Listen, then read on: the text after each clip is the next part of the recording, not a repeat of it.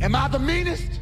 Pawn's drunk. Am I the prettiest? Pawn's drunk. Am I the baddest mofo low down around this town? Pawn's drunk. Well, who am I? Pawn's drunk. Who am I? Pawn's drunk. I can't hear you. Pawn's drunk. AKA Mr. Moonshine himself. Of Harlem.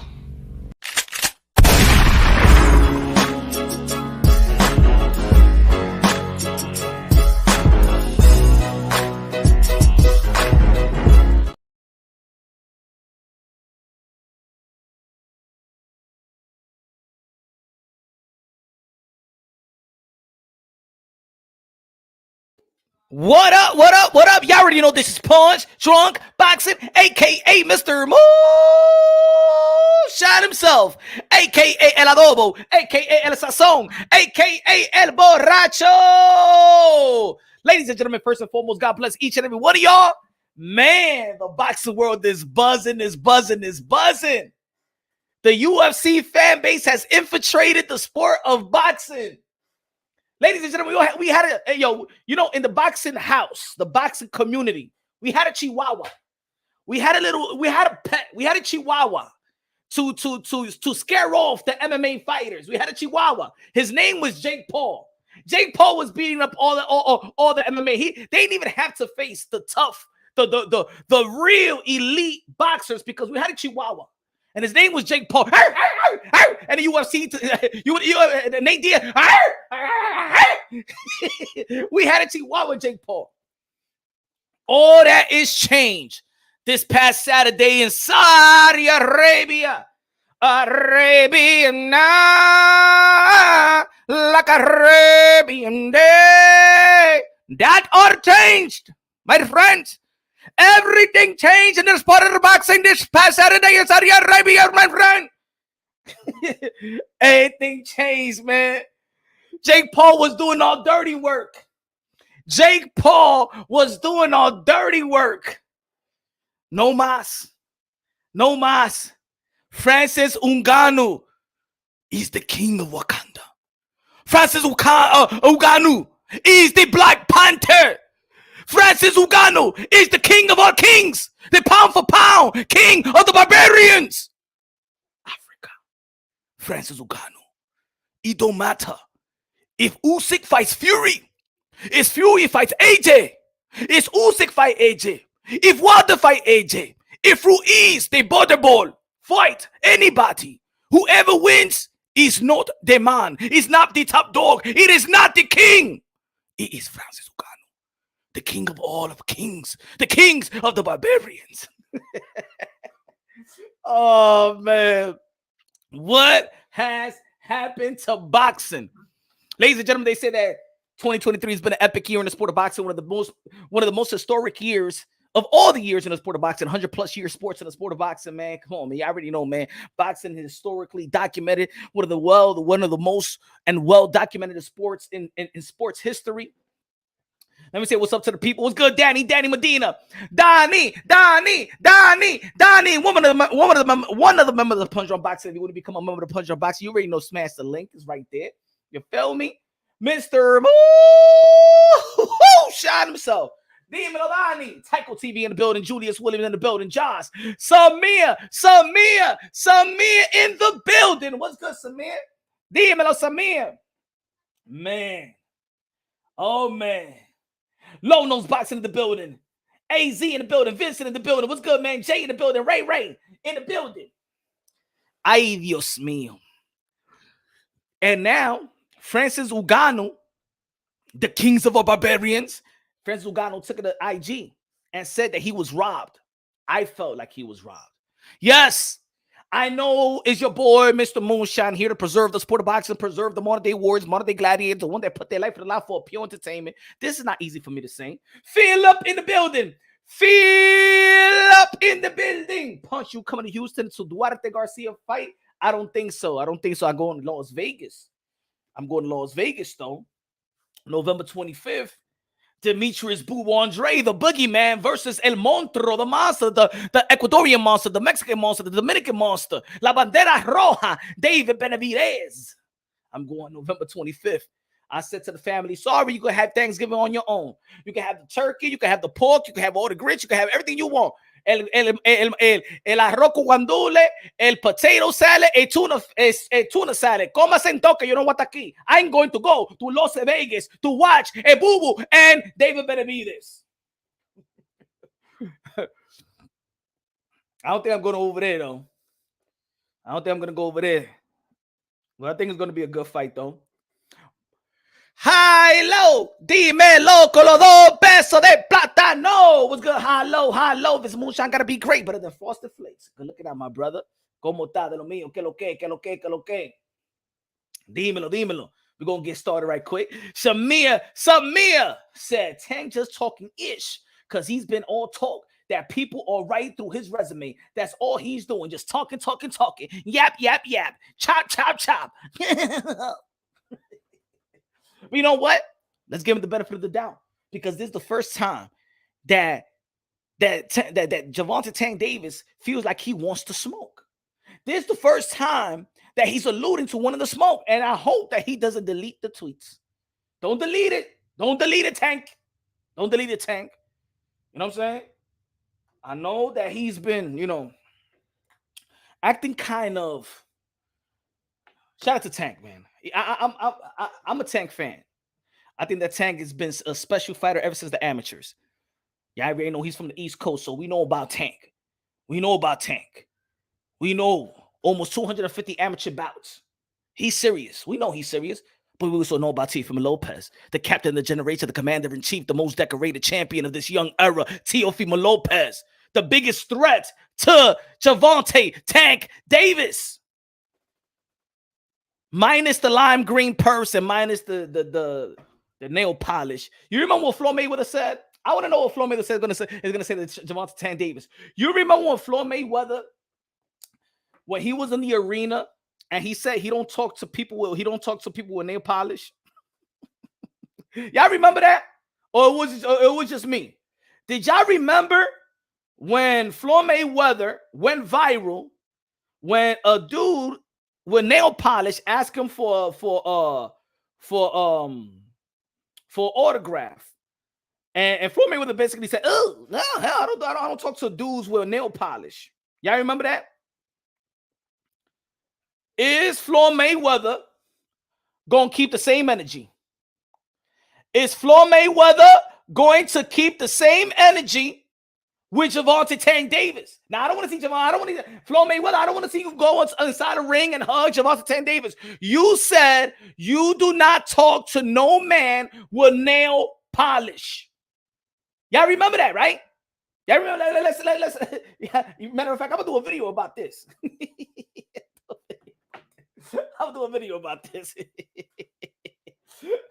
Low nose boxing con los 2 pesos. What's good? He said Tank versus Pac-Man Super Bowl weekend. Teo versus Kambosos. Good looking out with a $2 super chat. We're talking about big fights. We're talking about Teofimo Lopez and Tank Davis. And this guy comes with the Super Bowl Teo versus Kambosos. Come on, low nose boxing. You and this Kambosos. Man, we talking about big fights, epic fights that move the needle in the sport of boxing. Este tigre está hablando de que Kambosos too. We're talking about Tank. We're talking about Teo. We're talking about the most decorated champion of this era. We're talking about Tank, probably the most feared and most respected by a lot of pugilists and pundits of the game. Y este tigre viene de que con George Kambosos. After George Kambosos won with Devin Haney, that was one of the most boringest fights in the history of the sport of boxing. Then 2 didn't do nothing. Then he lost to Maxie Hughes, really. And yet, Diablo, high low. I can't get through to you. High low, dímelo con los 2 pesos de plátano. Teofimo Lopez, the next frontier of boxeo. Gracias, high low. Cobra in the building. What up? Cobra in the building. Ladies and gentlemen, bow down. Bow and kiss thy feet to la reina de boxeo. Jackie. That would be great, Philip. I'm thinking about going with somebody, but I have to see what he says, though. Ooh, Jackie going on a date. Jackie going on a little date out there, Jackie, huh? All right. All right, Jackie going on a little date right there, huh? Make sure he treats you good, Jackie. He makes sure he treats you good, like a queen needs to be treated.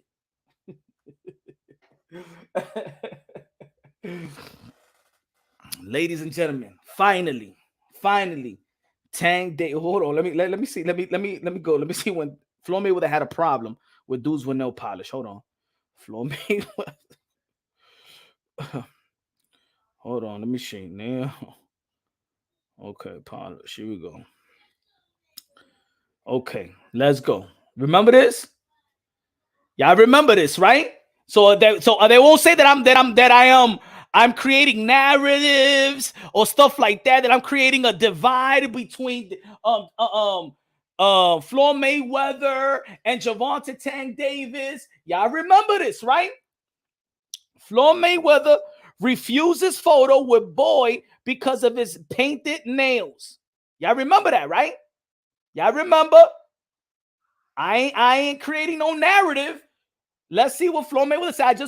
I want to remind y'all.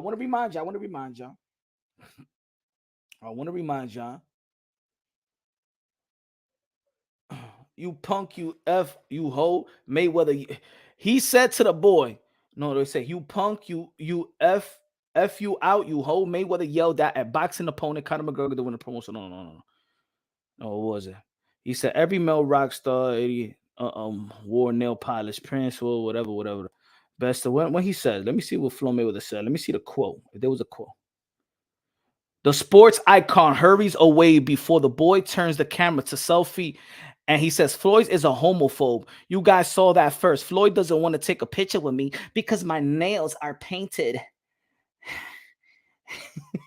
Floyd Mayweather said, you got painted nails. I don't take pictures with guys with no painted nails.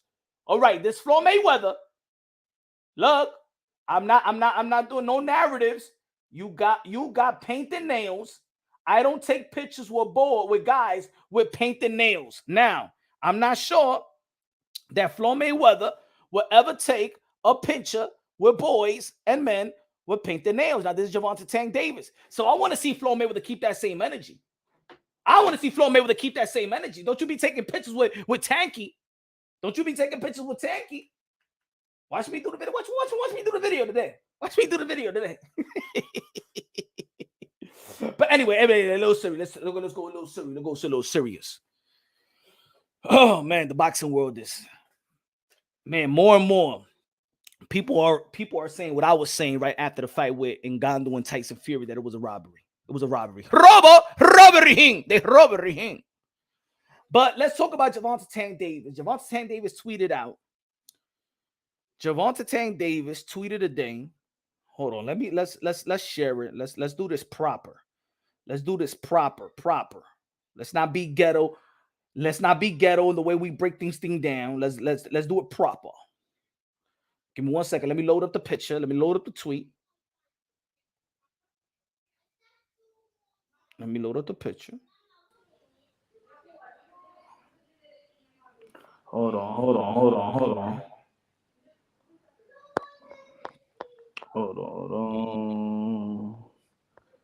All right.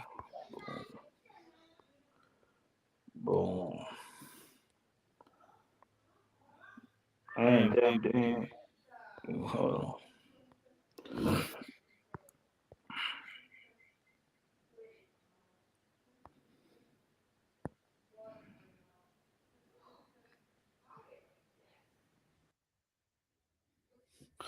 All right. Gervonta Tang Davis took it to Twitter. X, Twitter, whatever y'all want to call it. What's good? Chuck.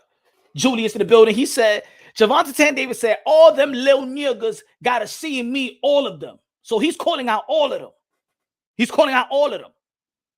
Shakur, Haney, T.O., everybody that's linked to Gervonta Tang Davis, a potential fight. I'm coming to get everything that's mine. That's for sure. Okay, he said everything that's mine. Look, a lot of the things that these other guys had, you could have had, Gervonta Tang Davis. He said, I'm coming to get everything that's mine, and that's for sure. Finally, Gervonta Tang Davis wants to dare to be great. It took more than 10 years. Aplausos to Gervonta Tank Davis.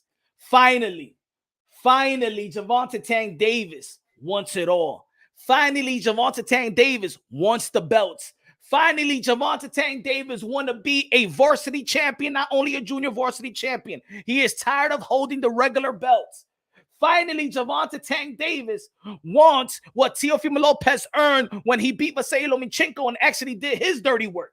Finally, he won what what Devin Haney wants. Finally, he wants what Shakur Stevens had, or what Haney had, or what Teofimo Lopez had.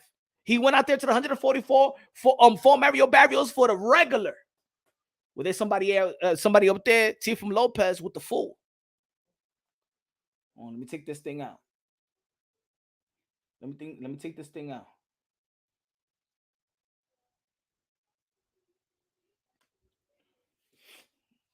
And let's not forget that the fight that Floyd Mayweather himself, and we've been talking about this for half a year.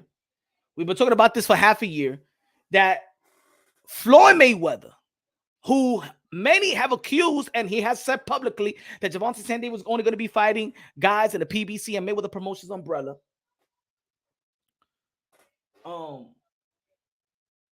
And he was the one that said publicly, him, Leonard Ellaby. I remember when Gervonta Tank Davis moved up to 140, he fought Mario Barrios, but of course the guy that beat Jose Ramirez, became undisputed, was Josh Taylor, and they was asking Leonard Ellaby, Mayweather Promotion CEO, what about Josh Taylor? And he said that Josh Taylor got nothing to offer. Wow, undisputed.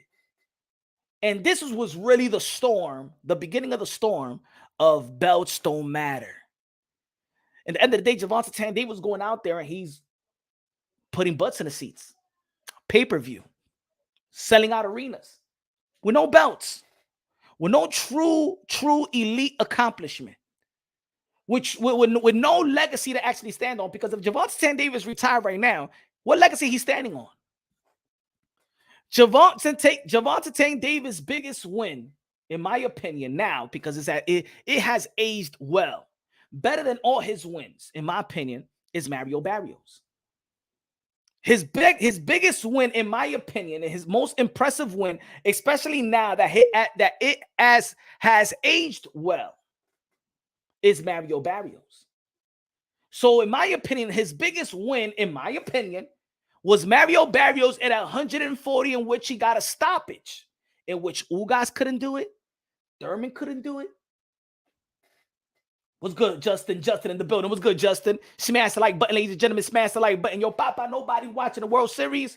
Hey, we talking boxing. You know what I'm saying? We talking boxing, man. So if your biggest win, in my opinion, decisive, you stopped Mario Barrios, was 140, why don't you go to 140 and seek the best? Seek the king. Seek the lineal. Gervonta Tank Davis and Teofimo Lopez stylistically is the best matchup boxing can offer, in my opinion.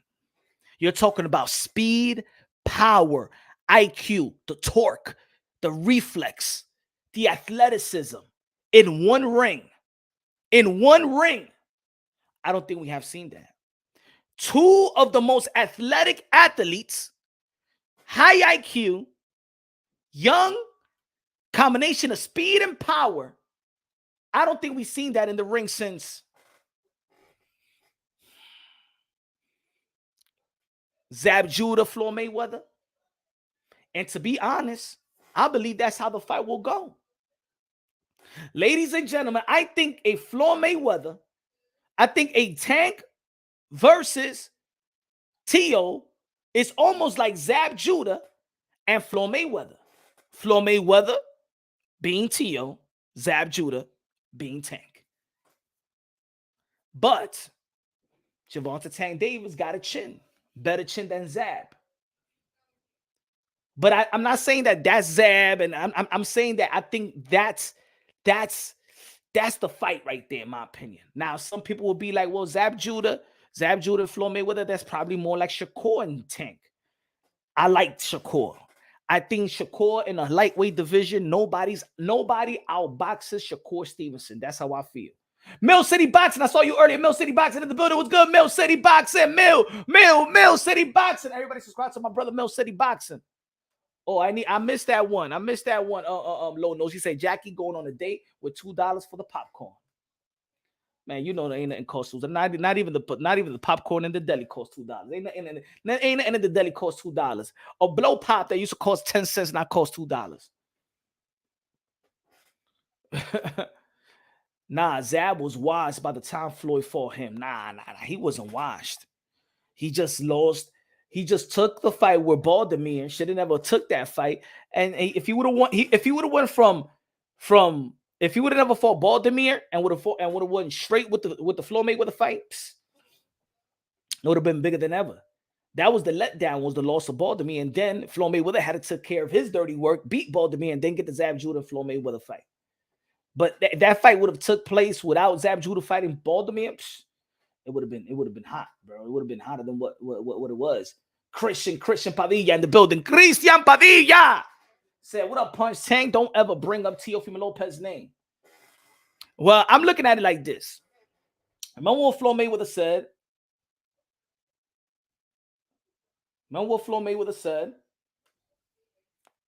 If you had to put one fight in boxing together, or was truly the best fight in the best right now, what would it be? Teofimo Lopez and Gervonta Tank Davis, Terrence Crawford and Errol Spence.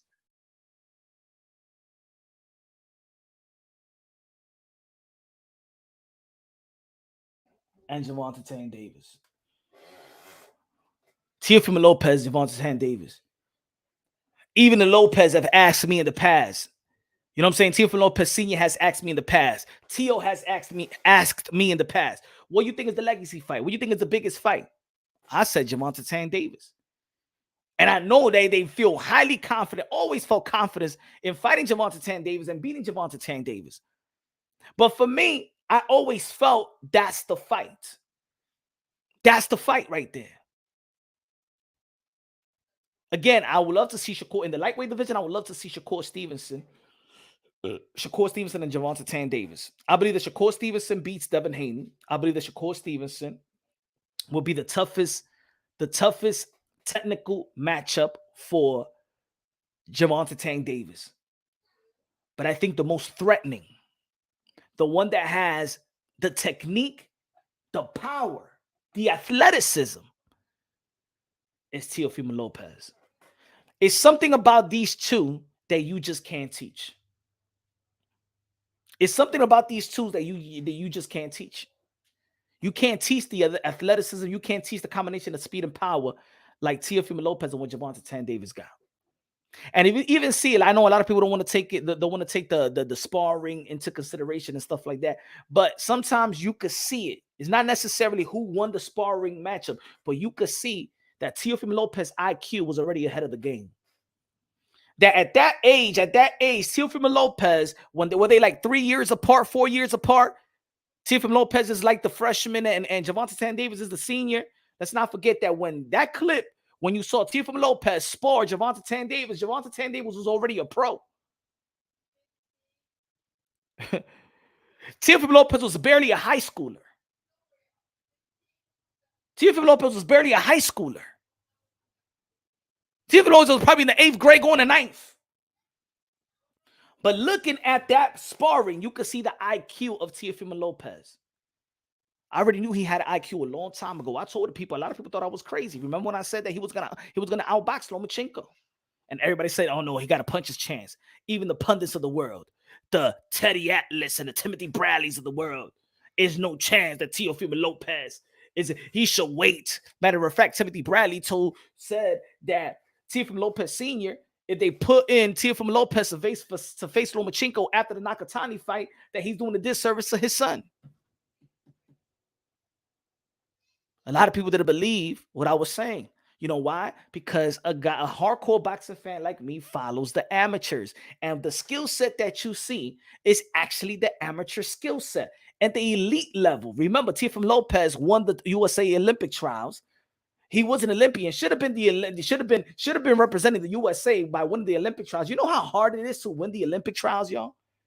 If anybody here is familiar with with amateur boxing, do you know how difficult it is to win the Olympic trials? Ain't easy, bro. It's not easy whatsoever. Ladies and gentlemen, I'm saying like this: for Teofimo Andrade to go to the Olympics, he had to beat Keith Thurman. That's how hard it was. That's how hard it was. For Teofimo Andrade to go to the Olympics, he needed to beat Keith one-time Thurman in the amateurs. That's how hard it is in the amateur circuit. Guys, he beat guys like Teofimo Lopez in the amateurs, was beating guys like Jermaine Ortiz, beating guys like Malik Montgomery out there from Macon, Georgia. Teofimo Lopez beat the only guy that beat Vasily Lomachenko. So heading to the pros, remember, Teofimo Lopez didn't have a lot of professional fights. You got to understand this, that a lot of these that we respect, a lot of these boxers are still using their elite amateur skill set. And some of them do get better if they keep on working on their craft. Thus, Bud Crawford. Because remember, you're coming into the professional level as an elite, and most of these guys as an elite amateur. And when I'm talking about elite amateurs, those amateurs that go to the World American Games, the World Games, the Pan American Games, these tournaments, the Caribbean, Germany, Russia, all these tournaments around the world and win it. Those are what I'm talking about, elite amateurs. Those are elite amateurs. Ryan Garcia is an elite amateur. He won like 7 national world titles. I remember when Teofimo Lopez, it was in the East Coast, when Teofimo Lopez was winning, Boots Ennis was winning as well. That's why I tell people, like, yo, Punch, Devin Haney is scared of Ryan. Ryan is scared of Devin Haney. They fought 6 times, man. They got three apiece. Ryan Garcia is the last man to give Devin Haney an 8 count. Ryan Garcia is the last fighter to ever give Devin Haney an 8 count. And if you look at the amateur, to be honest, their style is the same. It's just that now they're men. They're men, and what they doing now in the professional level is sharpening the tools. It's really to unteach, or to really, it's hard to enhance the skill set. What they do right now is sharpen up their tools. Sharpen up the tools. They bigger, they stronger. The adults now, right? So I always knew that Teofimo Lopez has the IQ. A lot of people gonna be like, but Punch, but what about the George Kambosos? I already told you about the George Kambosos. George Kambosos, he was not supposed to be in the ring. Did y'all see me do a prediction to that fight? Did anybody here in the community, that's your man, that's your boy Tio. Did anybody did y'all see a prediction to that fight? Did I do a video about it? No, you know why? Because I know he wasn't fit to be in that ring. As a matter of fact, I told Teofimo Lopez, why are you heading inside the ring? And Teofimo Lopez said, I can't let the fans down. And I don't want to let everybody else down, because of course, if he doesn't fight, then they'll pull the card out.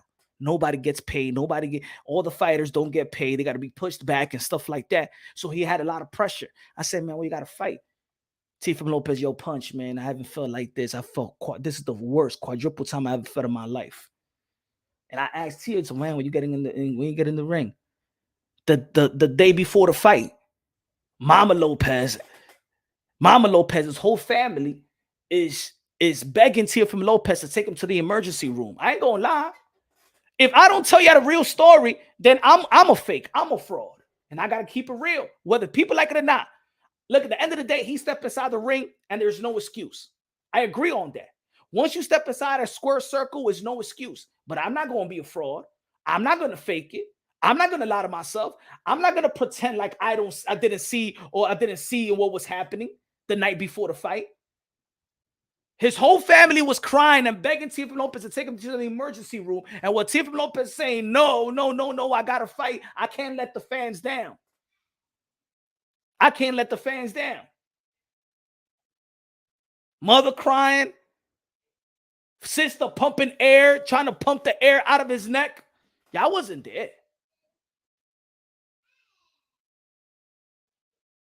And to this day, The fight that I'm most proud of Teofimo Lopez is actually the George Kambosos fight.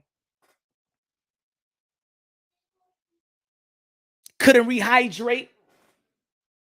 Nobody want to tell you that Teofimo Lopez actually before the ceremony weigh-in, and they had to wait almost 30 minutes, 20 minutes, is because Teofimo Lopez actually collapsed. And they had to put him in the machine so he could breathe. Almost collapsed before the ceremony weigh-in. And they had to wait 20 to 30 minutes. Anybody that was there, let me know if I'm wrong. If I'm lying, I'm flying. If everybody think I'm lying, come sue me. That's the part that they don't want to show. They don't want to show you, or they don't want to tell. So y'all can keep on talking about this George Kambosos stuff. Nah, he was not supposed to be in the ring.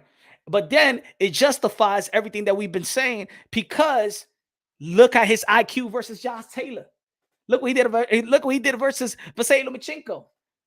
Look how he performed versus the top dog, the lineal champion, for undisputed Josh Taylor. And look what he did to Lomachenko. At that time was regarded pound for pound, 1, 2, 3. You could flip it around.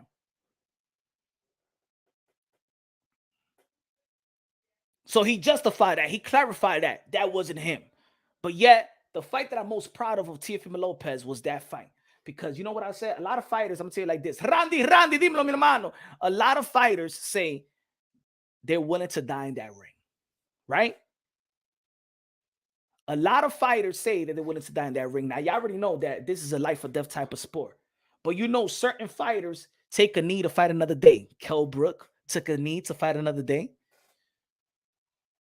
Jamel Charlo, we can identify that he really didn't fight he didn't want to, it wasn't kill or be killed, right?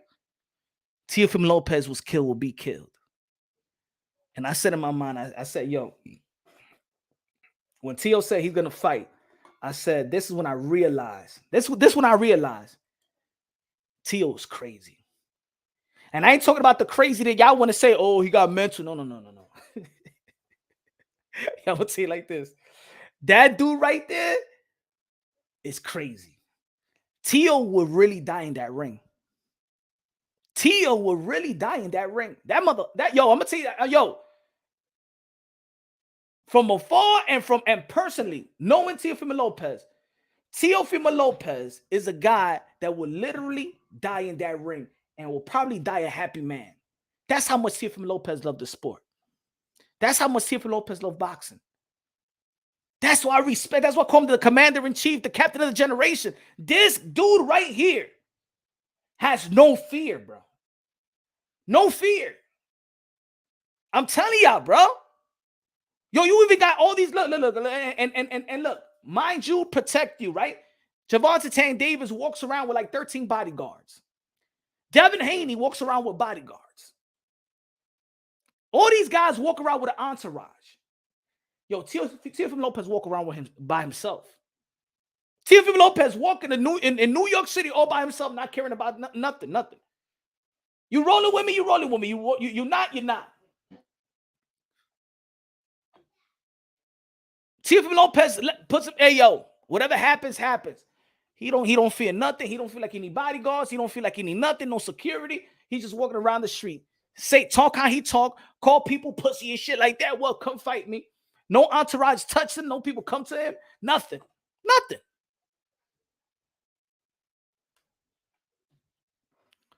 Dímelo. CCI con los 2 pesos de plátano. Said Teo almost pulled that fight in that condition. Exactly. Matter of fact, I didn't even think that he lost the fight.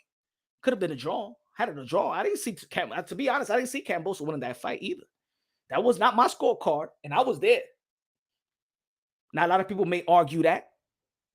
But I don't know, when it comes to Teofimo Lopez, you know, when people be like, even with the Tyson Fury and Francis Ngannou, well, he didn't take it from a champion. George Kambosos didn't take it from a champion.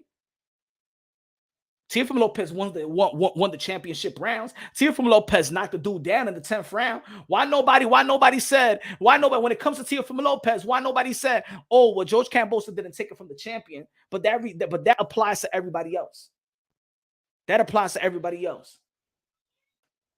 Oh, yo, they going, oh, yo, Teo and his father, oh, they're going crazy because they feel like Eddie Hearn. Yo, In the end of the day, what was Eddie Hearn walking out George Kambosos anyway?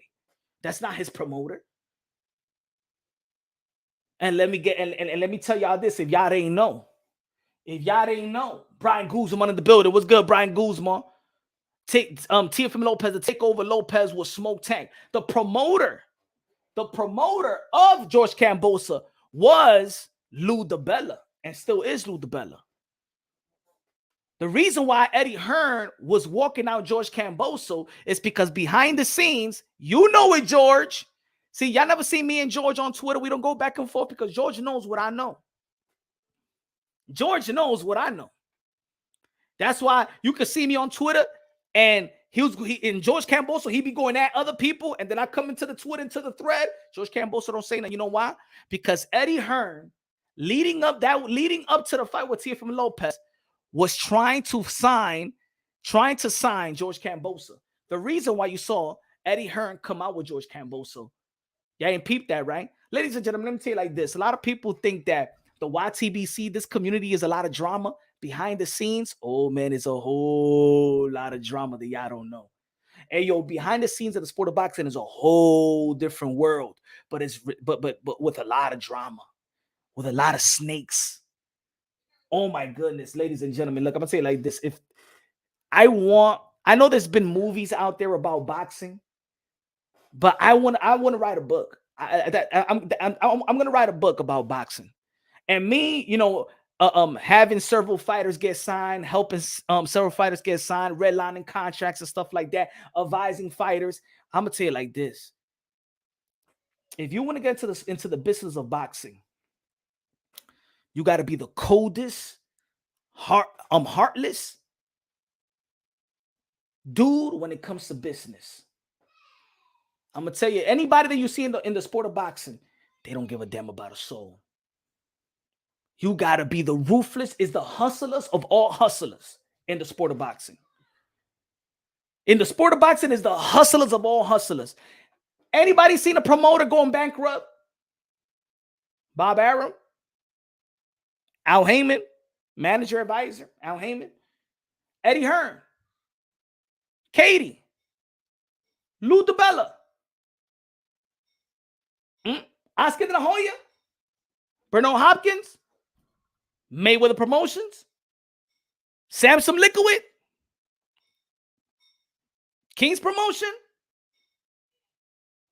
Has anybody here seen all these guys go bankruptcy with boxing is dying. Oh, these boxing, man, they paying these fighters too much. Oh, they losing a lot of money in the sport of boxing. Have y'all ever seen anybody go to bankrupt from Don King?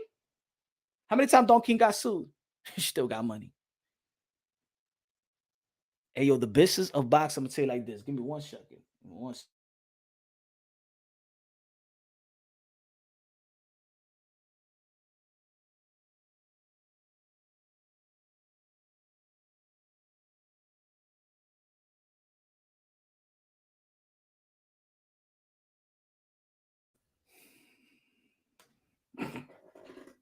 They can't lose. That's on their contract. Yeah, that's the contracts. But I'm going to tell you like this, man. Teofimo Lopez versus Gervonta Tank Davis. If a lot of people felt this weekend that it was that boxing went rock bottom plus the people's elbow. If people felt this past weekend with a novice like Francis Ngannou came to the sport of boxing, fought the heavyweight champion of the world, the guy that's regarded as the best heavyweight of this era that could transition to any era and beat the best heavyweight of those eras.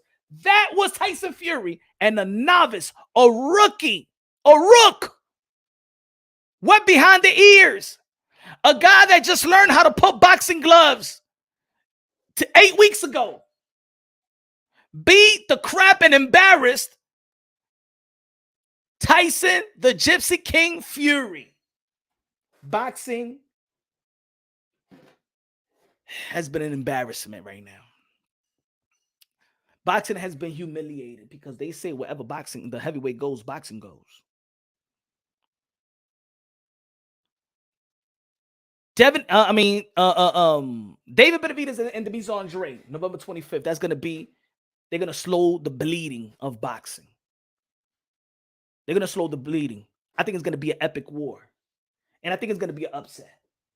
Yes, I think Demetrius Andrade is gonna prove to the whole world that he been and was the guy, the boogeyman, the guy that everybody avoided. And I'm talking about champions. Like I said before, I ain't talking about the little mandatories and little regular title holders. I'm talking about champions. When you got something to lose, you don't want to see no damn. You don't want to see no Demetrius Andrade. He's gonna prove it to you. He's going to prove it to you why Canelo Alvarez for 9 years didn't want to face Demetrius Andrade. And it's going to be 10 years. About to be 10 years, but I'm going to say 9 years right now, since 2014.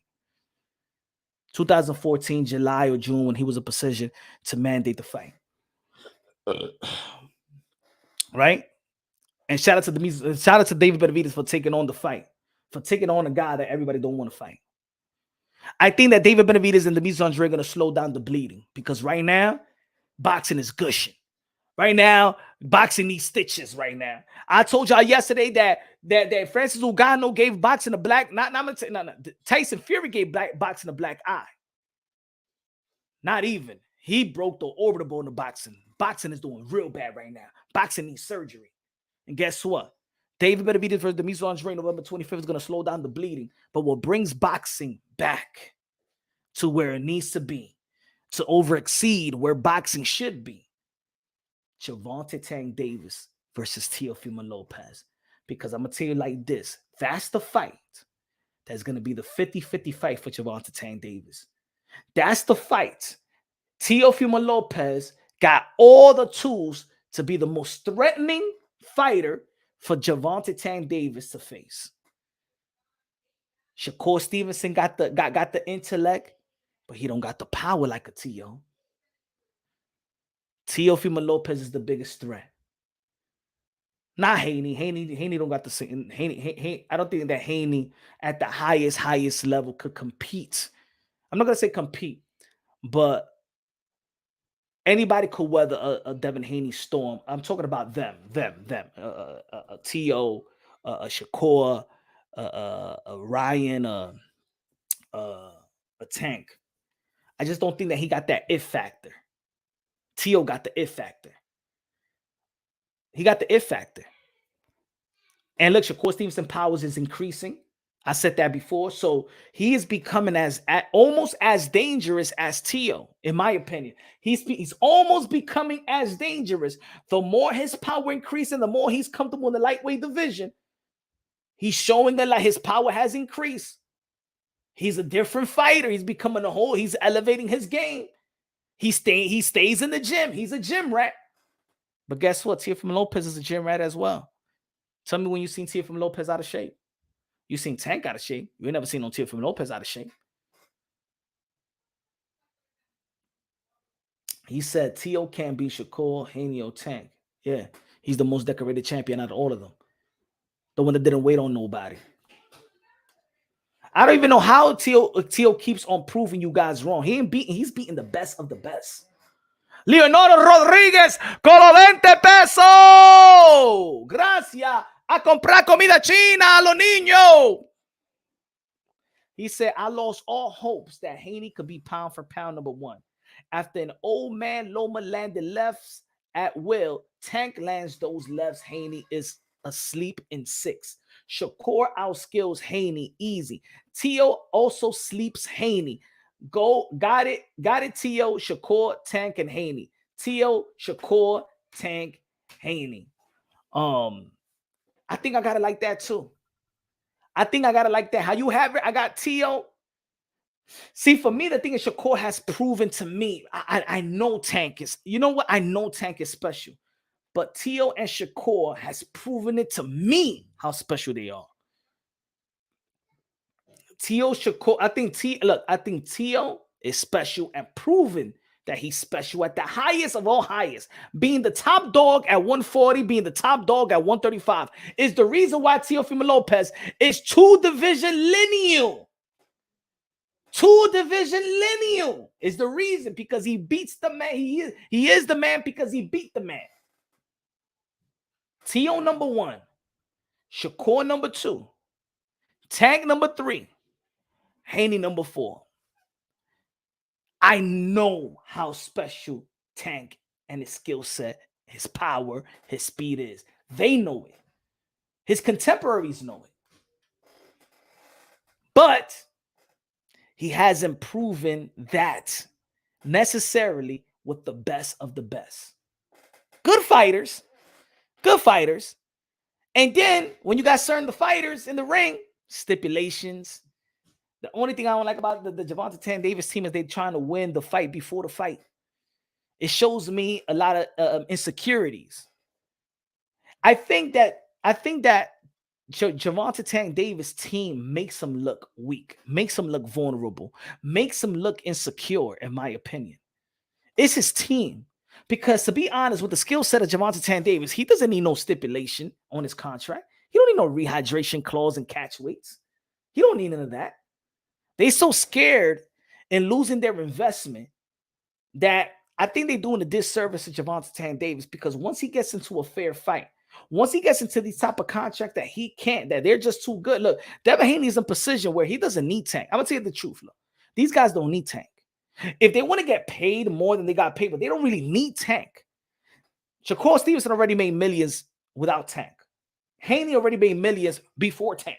Teofimo Lopez already making millions without Tank. Now they can make more money with Tank. Ryan Garcia, they can make money with Tank. But that doesn't necessarily mean that they need it to be great, because in all actuality, if Teofimo Lopez retired right now, his resume tells you and his accomplishment tells you that he's probably he's a Hall of Famer. Not probably. He's a Hall of Famer. Now, is he a first ballot Hall of Famer? That's going to be in between the voters and stuff like that. But he's going to the Hall of Fame already. He's already standing on legacy. Haney is standing on legacy. Shakur Stevenson is standing on legacy. Tank Davis, he's standing on legacy. If he retires right now, the only thing that can he's not going to the Hall of Fame right now. Gervonta Davis needs Teofimo Lopez for legacy, because Teofimo Lopez is the most decorated champion of this young era. You need to fight the man to be the man. And the only man is Teofimo Lopez at 140. Devin Haney is moving up to the... Even if Devin Haney beats Regis Prograis, Josh Taylor beats Regis Prograis to become undisputed, and Teofimo Lopez outclassed Josh Taylor. Outclassed Lomachenko. When it's time to fight the best, Teofimo Lopez showed you that he's levels above what you consider the best, what you consider the lineal, what you consider pound for pound. Every time Teofimo Lopez when he fought Josh Taylor was a pound for pound caliber fighter. Lomachenko was a pound for pound caliber fighter. I'm sorry, but Gervonta Davis was Rolly pound for pound. Was Ryan Garcia on your pound for pound list? Was Mario Barrios on your pound for pound list? Was Hector Luis Garcia on your pound for pound list? Was Pedraza on your pound for pound list? So Teofimo Lopez proven to me versus the best, and how he beats the best in the current state. He's levels above. And the good thing about it, that when he beat Lomachenko and beat Josh Taylor, he beat him in a 12-round bout. He showed y'all power, showed y'all IQ, showed y'all who's the man, showed you ring generalship, and he was playing around Josh Taylor as well. He was playing around the undisputed champion. And guess what? Teofimo Lopez in those fights was the underdog. And in boxing, when you match, or matter of fact, when you exceed the expectations, you get massive credit. Teo Spar, Tank, and Ron, they don't want that real thing. They know Teo. That's the thing. They know Teo. Haney knows Teo. Tell Haney to talk about the second sparring.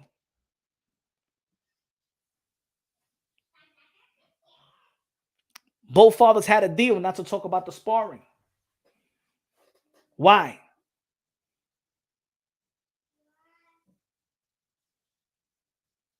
Haney quit in the second sparring. Sat on his stool. That's the story. And guess what? Nobody says it wasn't.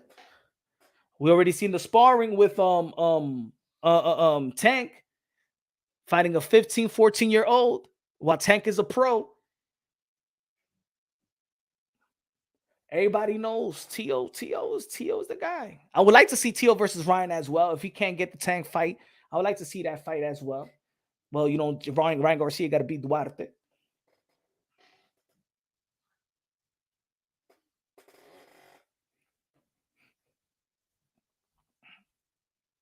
Tank el rey de Burger King.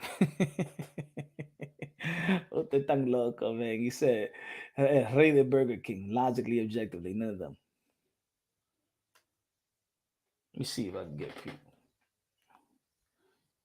If you had to put one fight in boxing together, or was truly the best fight in the best right now, what would it be? Teofimo Lopez and Gervonta Tank Davis, Terrence Crawford and Errol Spence.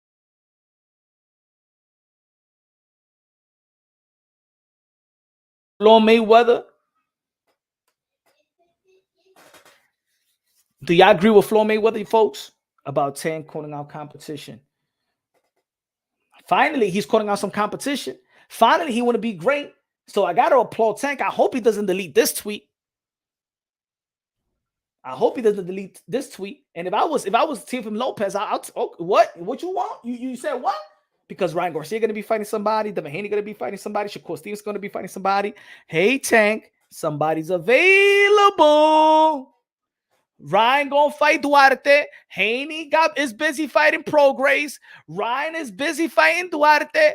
Shakur busy fighting De Los Santos. Somebody's available, Tank. Somebody's available. Somebody's available. You don't need no stipulations. You don't need no stipulations. Teofimo Lopez is not a big junior welterweight. He's actually one of those. I think he's actually the smallest junior welterweight. Teofimo Lopez is actually the smallest junior welterweight. He's smaller than Mario Barrios. No. I don't think that Gervonta Davis will have a stipulations. If he has a stipulation, then he's just flat out scared of Teofimo Lopez. If he doesn't want to fight Teofimo Lopez at 140, he's just flat out scared of Teofimo Lopez. And I'm going to use that word. I rarely use that word. But if he uses a stipulations or rehydration clause and stuff for Teofimo Lopez, he's flat out scared. And to be honest, look, I'm tired of.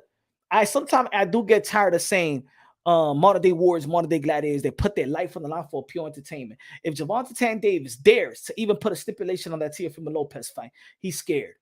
And I don't like to say that about fighters, scared, fearful, bitch, and all that stuff.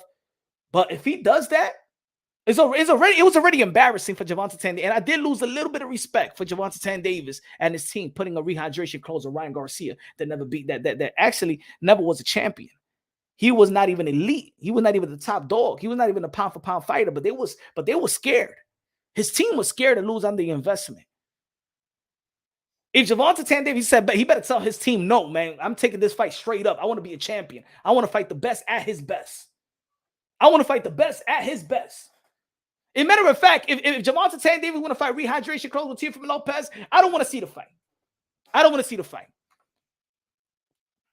You want to win the fight before the fight? Go fight video games. Go put butts in the seats. Go fight Pitbull Cruz. Go fight Pitbull Cruz. Go Mickey Bay, Tevin Farmer. Go fight them. Go fight them. You don't want to be the best. That's what I'm going to say. I respect Tank, but if Tank comes out with this rehydration clause to fight Teofimo Lopez, now you just scared. You scared. Put a rehydration clause on Mario Barrios. Put a rehydration clause on Ryan Garcia. Now you want to become a champion. You want to put nah.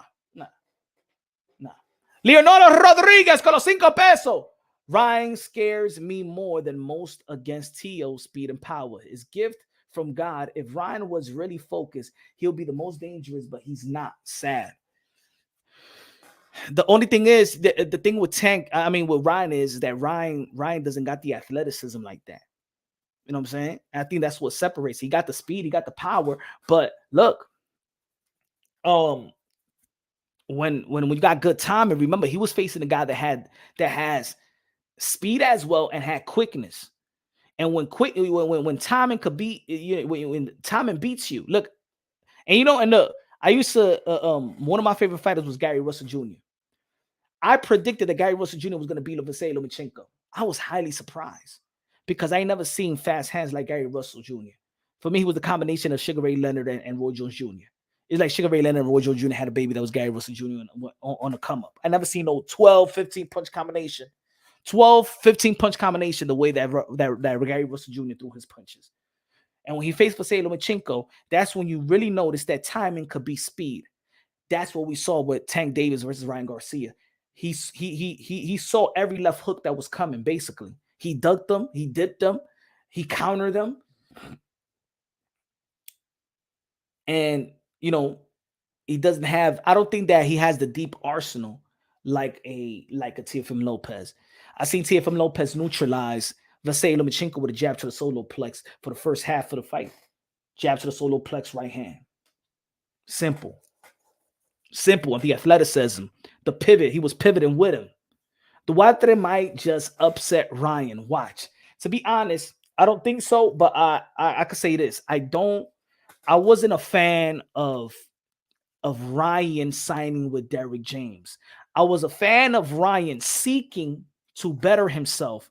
I just thought, it's not that Derrick James is not a good trainer. Derrick James is a great trainer of the year. I just feel like his style, Derrick James, if you look at the fighters that he's worked with, they always share light that Derrick James, you know, he teaches you how to sit down better on your shots.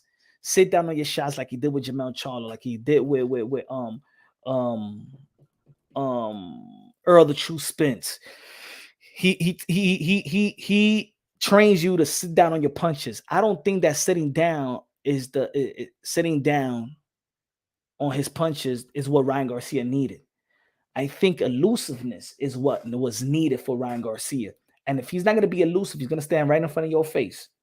Remember, Derrick James remember, you got to understand that Derrick James comes from the Mexican teaching. Oak Hill, Texas. Mexicans taught Derrick James. Derrick James helped out Earl Spence. Is the reason why Earl Spence is a high volume puncher toe to toe. Earl Spence really got a Mexican style. If you understood the traditional Mexican style, that's Earl Spence. Earl Spence fight like a traditional Mexican. If you really understood his skills, Derrick James come up from a Mexican gym. You know what I'm saying? So I didn't think that Ryan Garcia, I don't think that his problem is sitting down on his punches or going toe to toe. I think elusiveness is getting out from shots. It's off the back foot. It's fighting backwards. And I don't think that Derrick James bring that to the table. We've seen it with Jermell Charlo, but remember, Joanne Guzman is what helped Jermell Charlo and his movement. Derrick James helped by Jermell Charlo with sitting down on his punches and so he could deliver the power punches better. But the elusiveness of Joanne Guzman is what beat Brian Castaño in the second fight, and it was just too much elusiveness. I think there was a little friction in that corner because Joanne Guzman and Derrick James, there was a kind of jealousy going on with Derrick James and Joanne Guzman. Derrick James only trained Jermell Charlo for the Canelo Alvarez fight 4 weeks, and Jermell Charlo and Joanne Guzman already had a game plan. And I think there was friction. I think that Jermell Charlo was too loyal too loyal for his own good.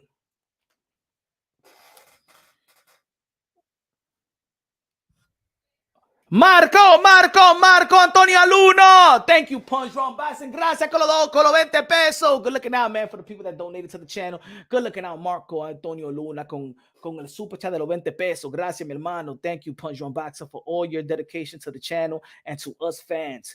$20 for el Bustelo Café. Ahí me mito, el Café Bustelo. But God bless you always. God bless you too, man. God is good. God is great. God is wonderful. You already know, man. Mr. Big Facts in the building. He always does this bullshit. He always calls out fighters only for them to never happen. He better make it happen because, look, I think that he could have got the Pitbull Cruz fight, but now that Showtime and they're not, you know what I'm saying? These executives going to want to see the fight. They're going to see the fight. And I think if Al Heyman want to lock down, I think that Al Heyman has to keep that same momentum that he had 2023. Keep that same momentum in 2024. Y'all gotta do this. Y'all gotta just make the fights happen so executives could be happy about boxing and want to invest some more in boxing. Then 2025 will be an epic year. Sign all these promoters and stuff like that. We got to get the fights. Jamal Charlo got to fight Jaime Munguia. Remember, Jaime Munguia and Jamal Charlo could have fought, but the networks couldn't come with an agreement. Okay, Showtime is not going to be here no more. So now it's easy to make Jamal Charlo versus Jaime Munguia. I think that would be a good fight. Almighty don't like nobody. Almighty don't like nobody. With the $5 super chat say, yo, Tio the only fighter not intimidated by Tank. All Tank's opponent already deleted mentally. Facts. Almighty don't like nobody. To be honest, I think that Ryan Garcia was ready for Tank. I think that the stipulation also took a play. We got to hold Tank accountable for that. But also you took the deal, so can't be the excuse. Yeah. I think that when Ryan Garcia felt that Gervonta Davis was smart enough to dodge his left hooks and then his counter shots, that it wasn't that Gervonta Davis just quick on his punches, but he's quick on his reflexes. That's one thing about Gervonta Davis. Gervonta Davis, and I said a long time ago when people were talking about Gervonta Davis' flat foot, I say, yo, what? Yo, I remember I used to have these debates several years ago. They used to call Gervonta Davis flat foot. I say, yo, you don't know Gervonta Davis. If you go see Gervonta Davis in the amateurs, he used to beat everybody in their back foot. He was always the smallest guy. He was always the smallest guy, and he was always on the move. Gervonta Davis got footwork, and that's what y'all seen in the last several fights when people thought that you saw his footwork versus Pitbull Cruz. You saw his footwork versus Ryan Garcia. You saw his footwork, you know what I'm saying? When he's in trouble, you saw his footwork. Gervonta Davis could box. He could box. He's not a high-volume puncher, but he's a very accurate puncher. One of the most, the misconception about Gervonta Davis that he might, now I'm not going to say the misconception, but I think that people don't realize how smart he is in that ring.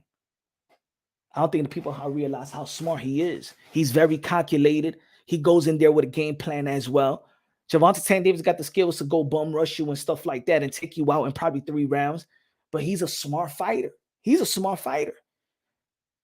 always in precision, good counter shots. Sometimes he takes it so he could give it, especially when he know that you don't got the power to hurt him.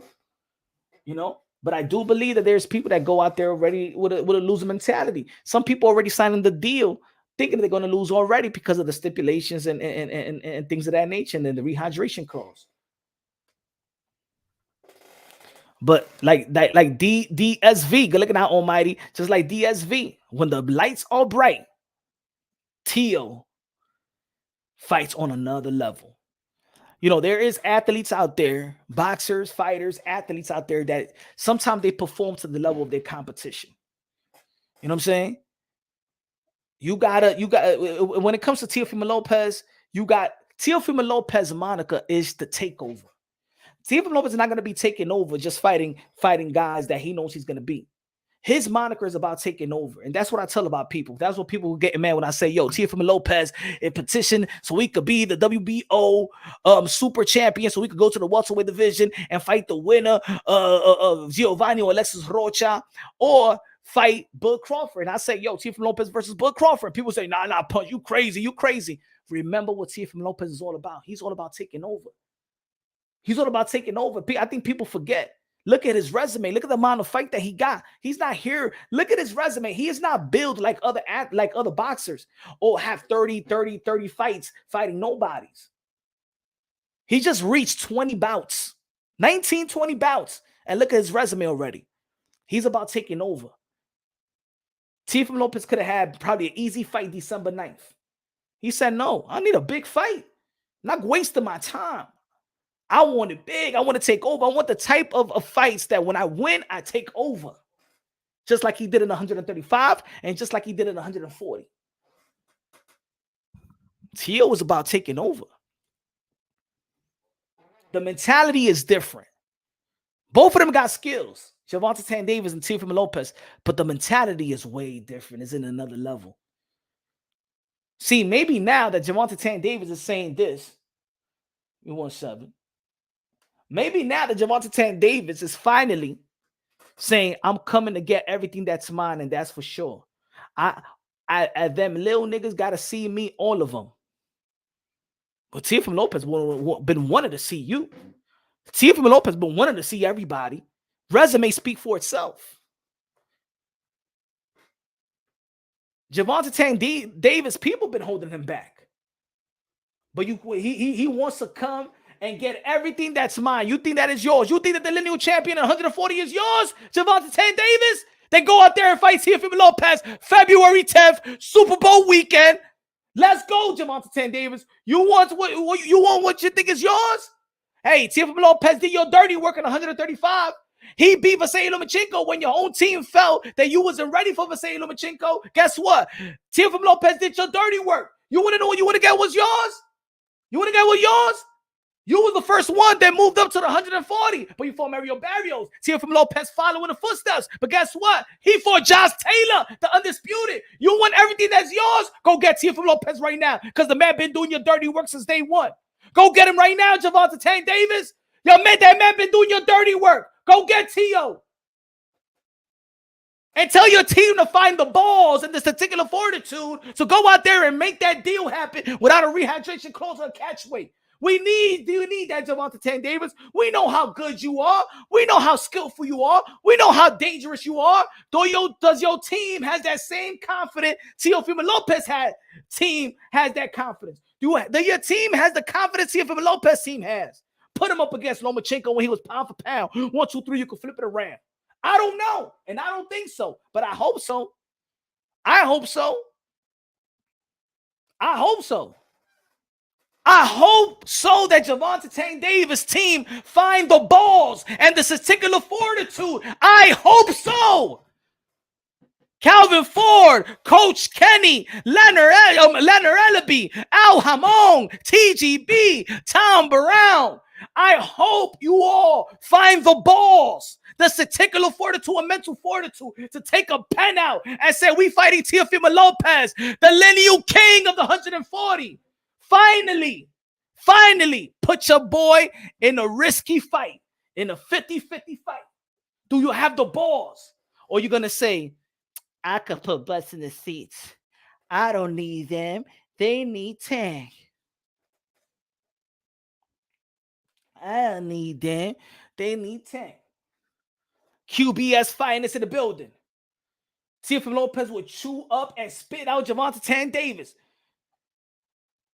Teofimo Lopez is ready to knock the nail polish off your fingers. Teofimo Lopez is ready to knock out that lime green purse from your shoulders, boy. Let's go. Teofimo Lopez is gonna beat the feminine out of Gervonta Tank Davis. That's what's gonna happen. That's what's gonna happen. Maybe that's what it is.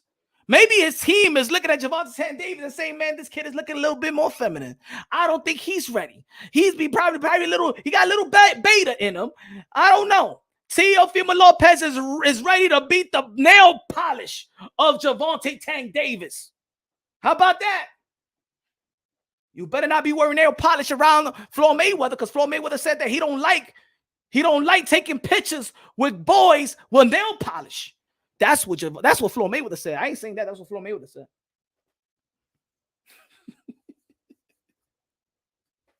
That's what Floyd Mayweather said. I ain't lying.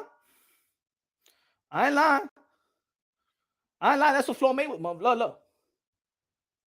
Teofimo Lopez gonna beat the nail polish out of Gervonta Tank Davis. You better man up now. You better man up. I'm tired of all this. He put peanut butter jellies, peanut butter draws on the seats. I don't care. Cool. That's good for boxing. Sustain the eyeballs in the sport of boxing. You feel me? That's look. Teofimo Lopez is ready to beat the nail polish out of Gervonta Tank Davis. Is he ready? Got the nail polish, got the lime green purse. What's next? You gonna come with stilettos on? Gervonta Tank Davis? Come on, you from the streets of Baltimore. You from the streets of Baltimore. I don't know. Maybe it's this era, y'all. I don't know. He got happy face nail polish on. I don't know, folks. I don't know.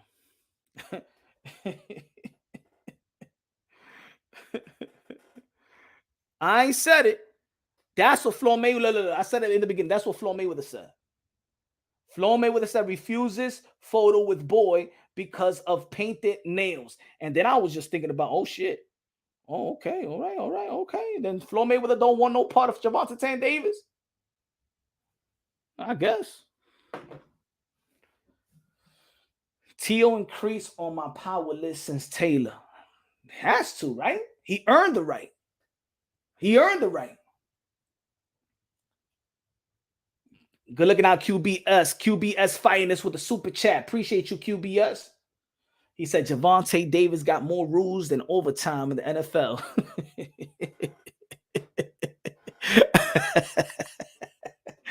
Oh, man. Come on, Tank. Come on, Tank. Let me see if Tank deleted the tweet. Maybe the kitchen got hot. Let me see if the kitchen got hot for Tank.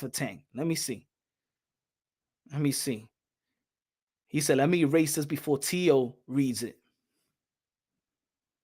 Let me see. All right, it's still up there. It's still up there. He said, I came from nothing, but that's not how the world see me. You know what, man? Almost everybody in boxing came from nothing. You know what I'm saying? Tio came from nothing. Tio came from nothing either. No different. No different. Even though I say that Gervonta Davis is like the Allen Iverson of boxing, right? He does got the culture. Let's be real. Gervonta Davis got the culture. I've been to his fights. He got the culture. Mota. The title should be who's Teofimo Lopez's biggest threat? Himself. The biggest threat for Teofimo Lopez has been himself. Hasn't been nobody else. It hasn't been no fighter. Nobody's his biggest threat. Teofimo Lopez's biggest threat is always been himself. That's it.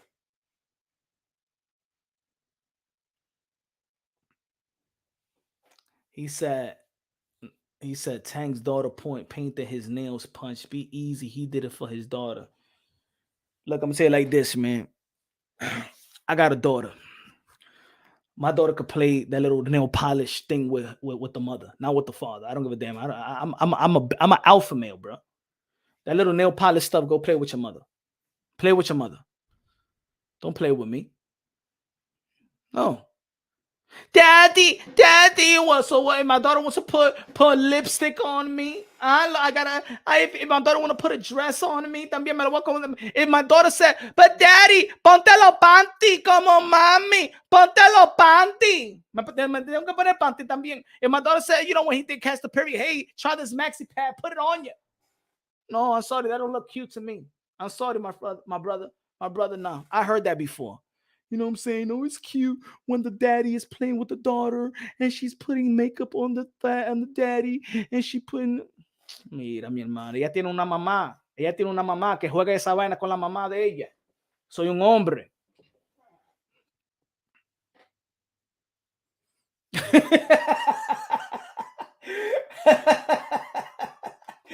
Yeah, well, I say you wild. Nah, I'm not wild. I'm speaking truth.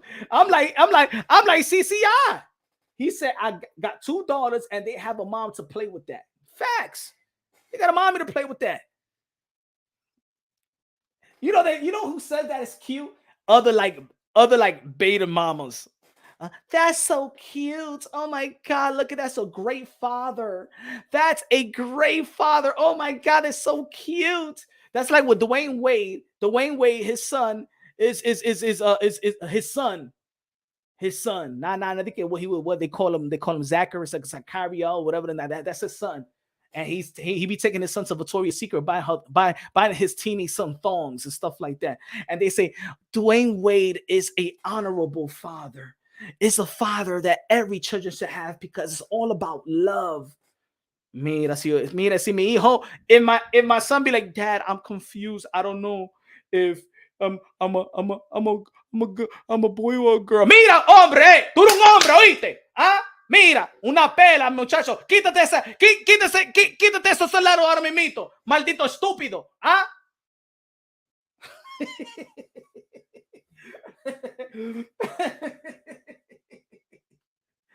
He said Zion Wade. Zion Wade my ass, bro. Zion. That's Zion? Whatever. That's a son. And they're going to celebrate him as the father. They're going to celebrate a Magic Johnson and Dwayne Wade as the best basketball dads. Porque tienen esos muchachos que creen que son mujeres. Mira, muchacho, una pecosa, señor. Tú eres un hombre estúpido. Go back upstairs and change to your jeans and stuff like that, to your boy clothes, and stop playing with your sister's clothes. That maldito así mimito, maldito pájaro, coño. Una galletón que te doy a ti, hediondo. Es más, báñate ahora, señor. Híncate. Fuck out of here, man. This society wants beta fathers. That's so cute. No, that's not cute. Oh, but Gervonta Davis, his daughter painted the nail polish on him, and that's so cute. That ain't cute. There's roles to be played. There's roles to be played, ladies and gentlemen. A daddy and a mama. A mommy and a daddy. I don't expect the mama to be daddy, and I don't expect daddy to be mommy. And if she wants to play, maybe, hey, the mother, unfortunately, is not in the child's life. So, hey, take it to your sister, take it to your girl cousin, take it to your girlfriend, take it to an auntie, take it to your grandma, take her to church. There's a lot of ladies over there. Then she expects, because remember, man, when you there as a father, you got daughter, the daughters, your kids look up to you, whether it's a son or a daughter, when you in the house and you're taking care of them and stuff like that. You are the rule of law. Ask anybody, ask any father. Sometimes a father don't need to raise his voice. All he needs is a look. Your kids is over there, and they hollering and they yelling. You'll be like, hey. That's it, they stop. And the mother be like, damn, man, all you have to do is that? I've been struggling all day. And all you do is just give a look. They know, man. It's the vibration, man. They know. The children know who's dad. They know. All we need is a look. Hey, I'm sorry, daddy. I'm sorry.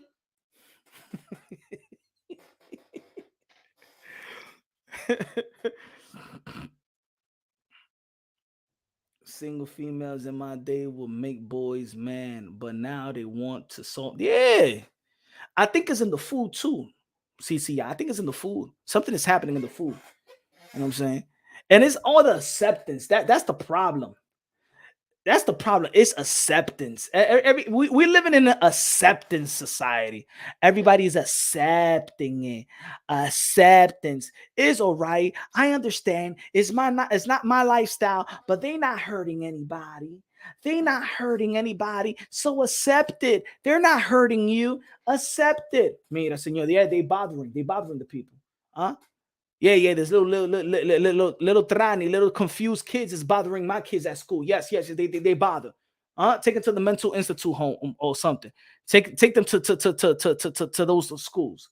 No. My son gonna tell me, hey, yo, dad, you know that they want me to call this boy that I was in the 8th grade, and now he's in the 11th grade, but now he's a she, and we need to rephrase him as a she. Yo le dije a mi son, mira, hey. Don't you change don't you change what you know. You ain't dumbing down my child. That little boy that want to dress like a girl, he ain't no she, that's a he. He's a confused, he's mentally ill. You ain't going mentally ill my son.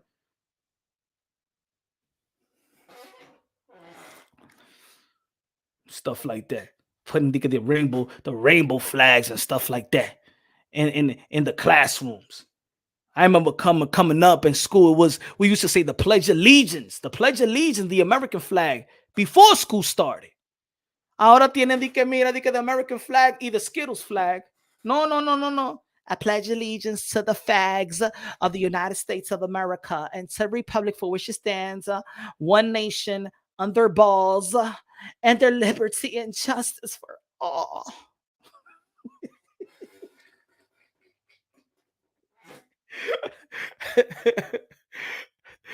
Oh my God. Less than 1% of the world, and they want to change the world. Nah, F that. F that. I don't give a damn. Ain't turn. Ain't gonna turn. Ain't gonna turn. 99 plus the percent. Ain't gonna change them. Better put them into a mental institute. I'm gonna bring them to school. He said, Free said, hey, yo, chill. Ain't gonna chill nothing. See, that's the problem right there. Hey, yo, don't punch. Yo, chill, relax. No, ain't no chill, relax. They gotta relax, goddammit. They gotta relax. See, that's the problem. That's the problem. You remember back in the day, we see something weird. We say, hey, yo, you, F you this. Hey, yo, mira, pájaro, maldito, vete aquí, mujer. Now the straight people like, shh, hey, look at that. Now they got us whispering now, mira esa vaina. Now they got us whispering. Like if we the wrong one, like we, yo, what you think? Mira esa, mira. He's really a guy. He's really a guy. Mira, we're in the club and you got a little tipsy and you talking to a girl. You think that she's a girl, but it's un varón. But everybody's whispering porque hey, he's a girl. Mira, hey, yo, brother, hey, yo, es un hombre. So everybody in the club knows, yeah. What the fuck you gonna make me feel uncomfortable? So everybody knows que ese tipo tiene una pinga. Ese tipo tiene un plátano en los pantalones. Ten cuidado.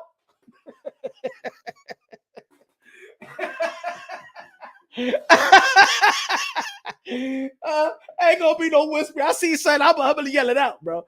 I'm looking out, bro. Hey, yo, ese tipo un hombre. And the girl's gonna be like, yo, that's effed up. Why are you trying to embarrass him? Cállate, maldita sucia, coño. Ese es un hombre. Ten cuidado, hombre, que tú estás bebiendo. Es un hombre.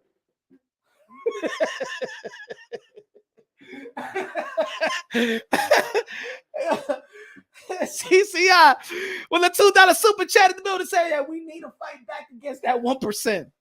That less than 1%. Huh? Shit. Hell yeah. Tell it how it is, man. They got us whispering nowadays and shit like that. Whisper.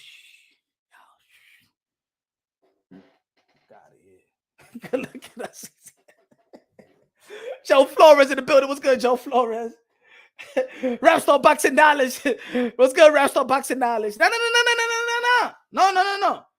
We gotta step up. That's it. We've been lazy for far too long already. We've been chilling in the cut for far too long. You're watching these Skittles, Starbursts, Rainbows, mother effers take over and stuff like that. And I said a long time ago, they're gonna be taking over the schools. They're gonna be taking over your kids. I'm gonna tell you like this: you're gonna have a little trani as a teacher, teaching, schooling your kids, and they're gonna be talking about biology. And then you know what they're gonna be teaching? You know when you was in school and they was teaching about intercourse and stuff like that, they're gonna be switching it up. And right now they already got curriculums, Deacon. No, see now, I mean, if the females and the males, when they get together, you have to stick that penis into. But then there's another beautiful side of things. If you're a guy, if you're a boy, and you turn around and you take it to the anal and stuff like that. Yes, all right. Now, can you imagine? I thank God I wasn't born in that era. But imagine that's what it is right now. It's okay. It's all right. And the one that's going to be teaching your kids is going to be the confused. It's going to be un hombre que creen que una mujer. That's unacceptable. I'm sorry. Joe Flores con los 5 pesos. Oh, hey, we got to start talking like this. We got to start talking before it gets worse.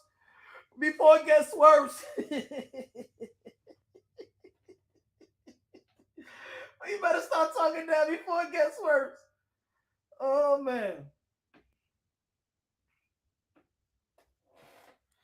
My girl walked in when you were talking like that. Tell her what we talking about. And you know, it's the girls too that's opening it up for them, right? Hey, yo, I'm not homophobic. I'm not like that. I'm not. But I'm not gonna be accepting stupidity also. I'm not gonna turn a blind eye. But she a boy, damn it. He a boy. Rapstar Boxing Out is the voice of the UK, London, bruv. Did you just say the worst before it gets worse? We already at the worst. No, we can't get any lower than this. No, it's gonna get worse. If we don't talk about it, if we don't stop it, it's gonna get worse. That's what I mean. Hey, bro, Errol Spence, they called him the truth. I called him the truth. I fucking debated every motherfucker from this side of the pond for Errol Spence. Every Crawford fan that came near me, I fucking smoked everybody. And at the end, Errol Spence turned out to be the lie. Oh, you talking about boxing? We was talking about the Rainbow Army in society, but no, bro, our boxing fucking situations become the Rainbow Army. Go ahead. Come on, bro. We're looking like the Rainbow Clan out here. It ain't looking good. You look at fucking what we waited for, Errol Spence Crawford for the biggest fight of the year. Man looking like he fucking an amateur, don't even look like he deserves to be in the ring. Then we got this Gervonta Tank Davis, who's the face of boxing. The fucking whole thing's a conspiracy theory, the biggest cherry pick in boxing. And this is how we've been sold to watch and know that this is the face. Then we talk about Canelo. We waited for Canelo and Jamel Charlo. Bro, Canelo couldn't even, 154 pounder came up, okay, but Canelo couldn't hurt him in that way. Canelo didn't drop him. Canelo did not. Oh yeah, he dropped him in the 7th round, but he just let's be honest. You talk about a fucking guy in the UFC. I've been watching these motherfucking guys in UFC. The Khamzat Chimaev, the Israel Adesanya, the fucking Kamaru Usman, and fucking all these other guys. I've been watching them, and I can't see fighters coming up to weight classes and fucking with those guys. But you got boxing ain't. The energy of boxing, Punch, has given us a different vibration, bro. And I'm just going to say this. This is all I want to say. There's only one Francis Ngannou. There's only one Francis Ngannou. Ladies and gentlemen, if you don't know Rapstar Boxing Out, Rapstar Boxing Out is the voice of the UK, London. It's a big, huge Tyson Fury supporter. And the African Bambata, the African Black Panther, the Black Terminator, has embarrassed your boy, the Gypsy Drag Queen Fury. How do you feel about that? How do you feel about that, Rapstar? Man, Francis Ngannou come from the African land and beat the fucking man. And he just come like he come from a jungle. Didn't even train with fucking boxing boots. And first time he put them on. And he fucking... The worst thing is though, Punch, it's not... Okay, Fury won, Ngannou won. I understand that's another debate, okay? But the argument here is, okay, Fury won, maybe. Okay, Fury won. All right, he won. Facts are Fury won. But the thing is, this motherfucking guy has some IQ in there that the best boxer heavyweight of our era, is a man that can move in different ways, can use jab, has got great attributes. We've seen it against Wilder. We've seen the boring fight against Klitschko. His skills work. We've seen him knock out Dillian White with an uppercut. Did we not see it? I saw it. We saw it. We see you tell everybody 2 weeks ago that I got to give Tyson Fury is a guy that I don't like his presence. You said it out your own mouth. He doesn't look the part, but I have to give him his props. He's beaten some of the guys. He's the heavyweight right now. You said it. Yes. And you didn't want to say it, but you had to say it. Yes. Right. We all agree that Tyson Fury, the lineal champ, everybody was saying on my channel, yes, Rapstar, Tyson Fury. Now they're all shut up. Now they're saying Fury's a hype job and Fury's this. Bro, the truth about it is this man who had the juju magic, Francis Ngannou had the juju magic, because there was a point in the ring, when I see Fury going orthodox on him. Then I see this motherfucker go orthodox. I said, what's going on here? Then I see Fury do southpaw. Then I see this guy trying to play. I said, no. This Francis Ngannou is playing juju magic on Fury. Mm-hmm. He had Fury scared after the 3rd round that he knew that Fury is flinching. He didn't care about Fury's flinches. The feints. He didn't care about the feints. The feints. He didn't care about those feints like anybody else would. The problem is, this guy was so different. Fury just didn't train for a guy like this. At least with everybody else, Punch, Fury's got a blueprint on Usyk. Fury's got a blueprint. They can study tapes. They didn't know what this guy is coming with. But then that's no excuse because that's great. That's what great fighters do. They adapt. Timely adjustment. We here with Flo Mayweather, right? You make timely adjustments. That's what great fighters do. Let me get the super chat. Almighty don't like nobody. Gotta vote these mother effers out. Yes, gotta vote the rainbow supporters, the Rainbow Army supporters out. Good looking out. Almighty don't like nobody with a $2 super chat. Look, man. Hey, he embarrassed Tyson Fury. And by embarrassing Tyson Fury, you embarrassed the heavyweight division. And by embarrassing this heavyweight division, in which a lot of people already felt that is nothing like it was in the past, Tyson Fury was supposed to be not only the best of this era, the best that boxing could offer of this era, but they also say the pundits, the legends, even Mike Tyson have said that this is the greatest of all time. I don't even know. I think that somebody paid Mike Tyson to say that. That Tyson Fury was supposed to be a heavyweight that transitioned to any other era and beat the best heavyweights in that era. That's how good that people was talking about Tyson Fury. That's how special people was talking about Tyson Fury. And here comes a guy that just learned how to lace up a boxing glove 8 weeks ago.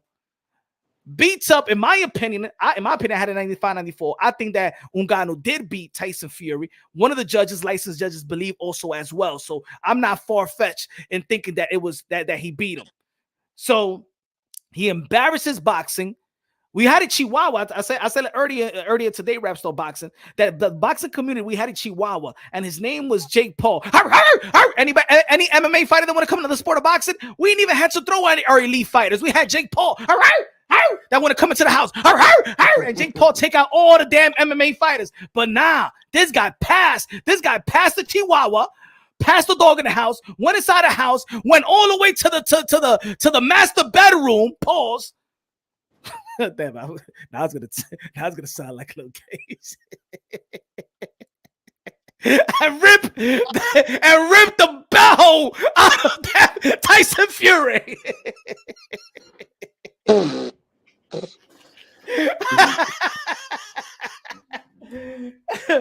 Oh man, yo. Look, the problem here is, man, is that it just looks totally bad. You can't cover it up. We can sit here and say, well, you know, Fury never took this guy seriously at all. Fury never had a game plan for this guy. We can sit here and tell ourselves, brain fuck ourselves, that, you know what? Sometimes look at what happened to Teofimo. Couldn't beat George Kambosos. Something was wrong. There's got to be something wrong with Fury. He's just not saying nothing. Got to be something wrong with Errol Spence. He's not saying nothing. No. I'm just saying we can sit here and do that. Hey, but the thing is, we can't do it because the same fighters are saying there is no excuse. Errol Spence saying no excuse. And Tyson Fury said again today, no IFL TV interview, and I chopped it up a little bit. He said, I trained 12 weeks for this. He said this is the toughest fight of his career that he had in the past 10. He's tougher than all these fighters, meaning he's tougher than Wilder, that he was tougher than Dillian White, that he was tougher than Klitschko that reigned before Tyson Fury. Francis Ngannou is the pound for pound king of the barbarians, the Africa Bambata, the Black Panther. Africa is leading the way of the jungle, the king of the jungle, bruv. Yeah, boxing. How can we elevate boxing after this? Because it doesn't matter. December 23rd. Look, to be honest, let's be real. Ain't nobody really hype about Usyk and Tyson Fury right now. In the last since Saturday, I haven't seen people. Oh yes, finally they face to face. Tyson Fury and Usyk. We're gonna get the undisputed. I don't hear that energy. That energy is not what it is. Let's be real. Let's be honest. Do you feel it out there in the UK? No, because Francis Ngannou put a stinking bomb on it. He's come out with an IRA missile and put a missile on that fucking situation, bro. He's made it look bad. And now, if you ask me, the only way it can look good is let these guys have their undisputed winner fights Francis Ngannou. Finish them out. See, the problem with us boxing community, we can sit here and lie to ourselves. We have to give Francis Ngannou his credit now. Mm-hmm. He is the only man in the history of boxing that's gone in with a pro debut, that's fought the #1 guy in the world, the lineal guy, and actually beaten him in some people's eyes. Okay, he lost, but it's a very controversial loss. It's a split decision. So now you got to rank him within the top 10, and you got to bring this guy up. That's the only way we can justify this, that he's going to get his credit. But someone has to put a notice on this. Someone's got to say that they got to come and show what they're going to do to Ngannou, and show that there was an off night with Fury. Fury fucked up. We've come to clean up the mess. That's it. Mm-hmm. But my thing is, if the guy who's now going against Francis Ngannou, he now knows there's a fight. Mm-hmm. And if he doesn't look good beating him, or he doesn't look good against him, we're going to look worse. Mm-hmm. So there's two ways this can go.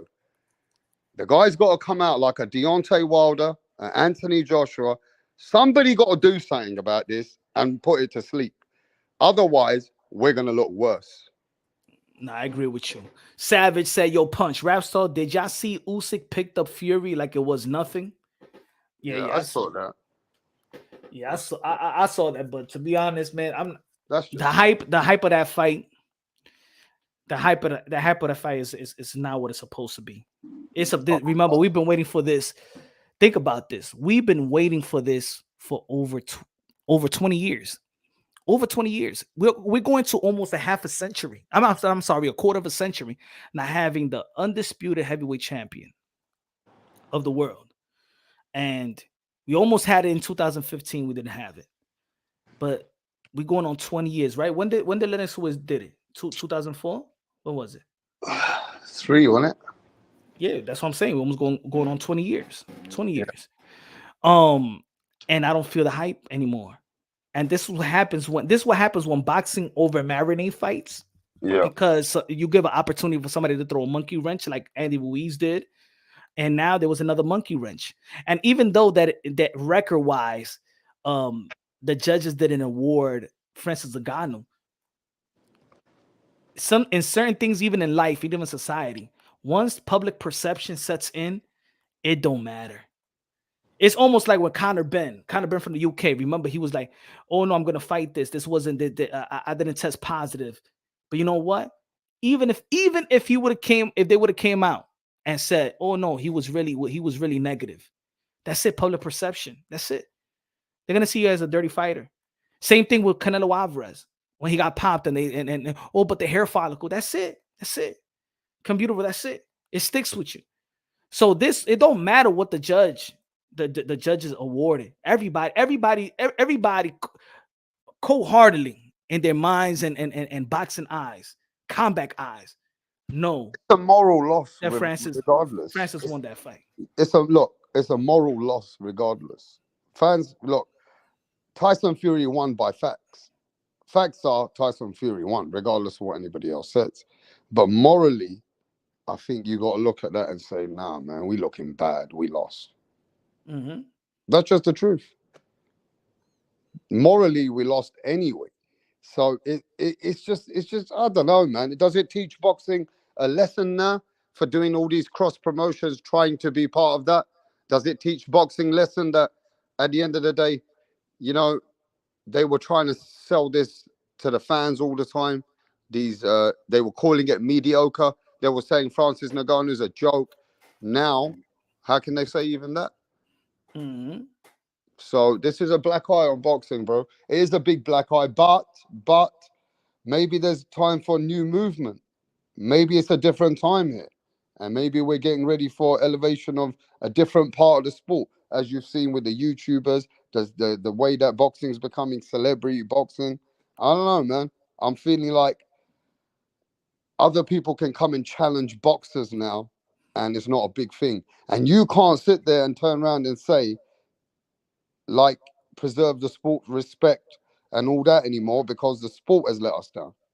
Yeah, it's tough. It's tough for me to keep on saying to preserve the sport of boxing, to preserve the modern day warriors, modern day gladiators, the one that put their life on the line for pure entertainment. There's only a few, because even with the Canelo Alvarez and Jermell Charlo, you know that I support both fighters, and I really gave Jermell Charlo a good chance, right? Even though the Canelo Alvarez is the favorite, but I gave Jermell Charlo, because of his skill set, a good chance.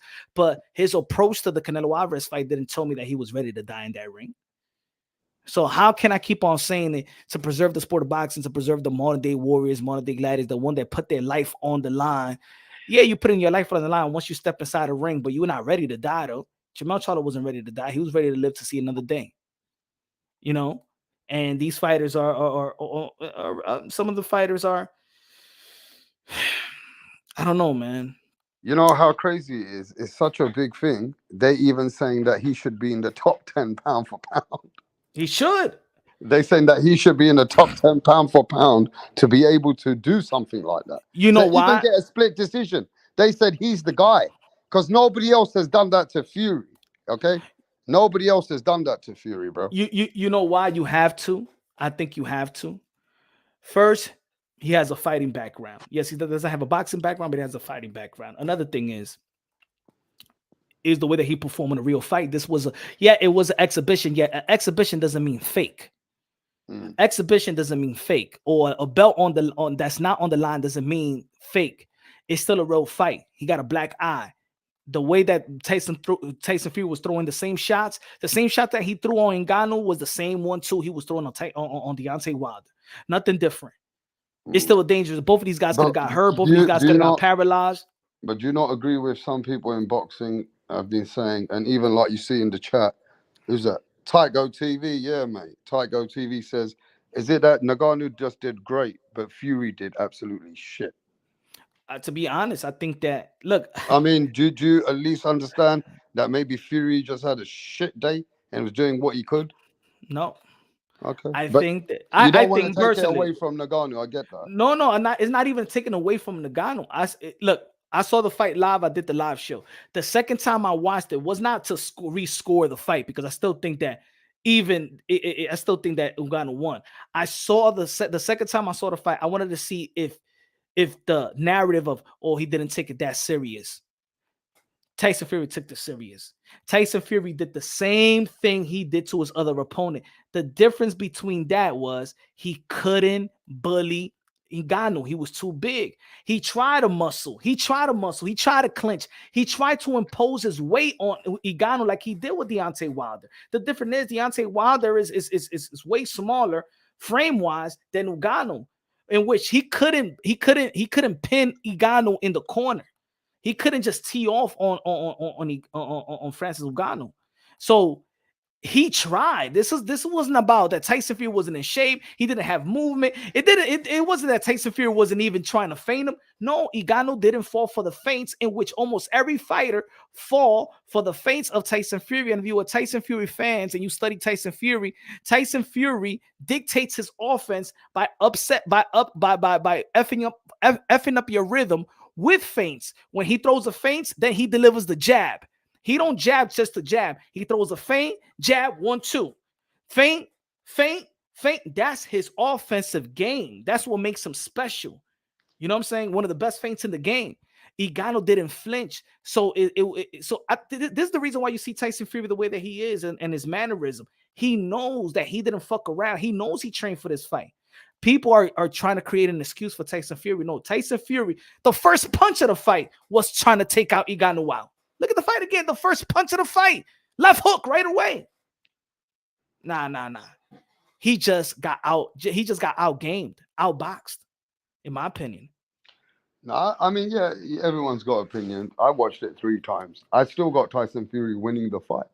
No, but I'm saying you as a Tyson Fury fan, did you look at Tyson Fury and you be like, oh no, he's slacking. He's really not trying to win. Did you see him like that? I mean, I saw Tyson Fury trying to fight a fight that wasn't working for him. And also the reason why, even when I see him, landing more punches, but the problem I saw is like Sugar Hill was shouting at him. You don't need to go and step in with those punches. Do what you did with Klitschko. Box this guy. And I feel like Tyson Fury just felt like he needed to impose his will, where he could have done a bit smarter. He could have fought that fight way more smarter, like a Klitschko fight. Move around a bit more and just outbox this guy, jab him up, outbox this guy. But Fury wanted to step in with a lot of punches. So it's not like Fury didn't try, because one of the rounds he went in with the 1-2 and he landed a clean shot on Ngannou. Then he went again with a 1-2 and he landed on him. It wasn't like he didn't land clean shots on the man. It's just that the man's chin that night was on granite chin, like a Terence Crawford chin against Errol Spence, which was like, wow. It was like that. His chin was a granite chin, bro. He had a granite chin. So Fury was trying to win. I don't think that I seen a less Fury. I don't think I saw a slow Fury. I don't think I didn't see that, and that's what I'm saying. Fury, in my opinion, tried to win. This was not, oh, I'm gonna play around with him and hey, let a little pity pat here and there and nah. And that's what I'm trying to say. This was Ngannou that in my opinion, whether people say he didn't beat, you say that Tyson Fury won, right? I mean, morally he's lost. I'm saying that that Ngannou won, but let's say it's a close fight, right? It was a close fight. Yeah.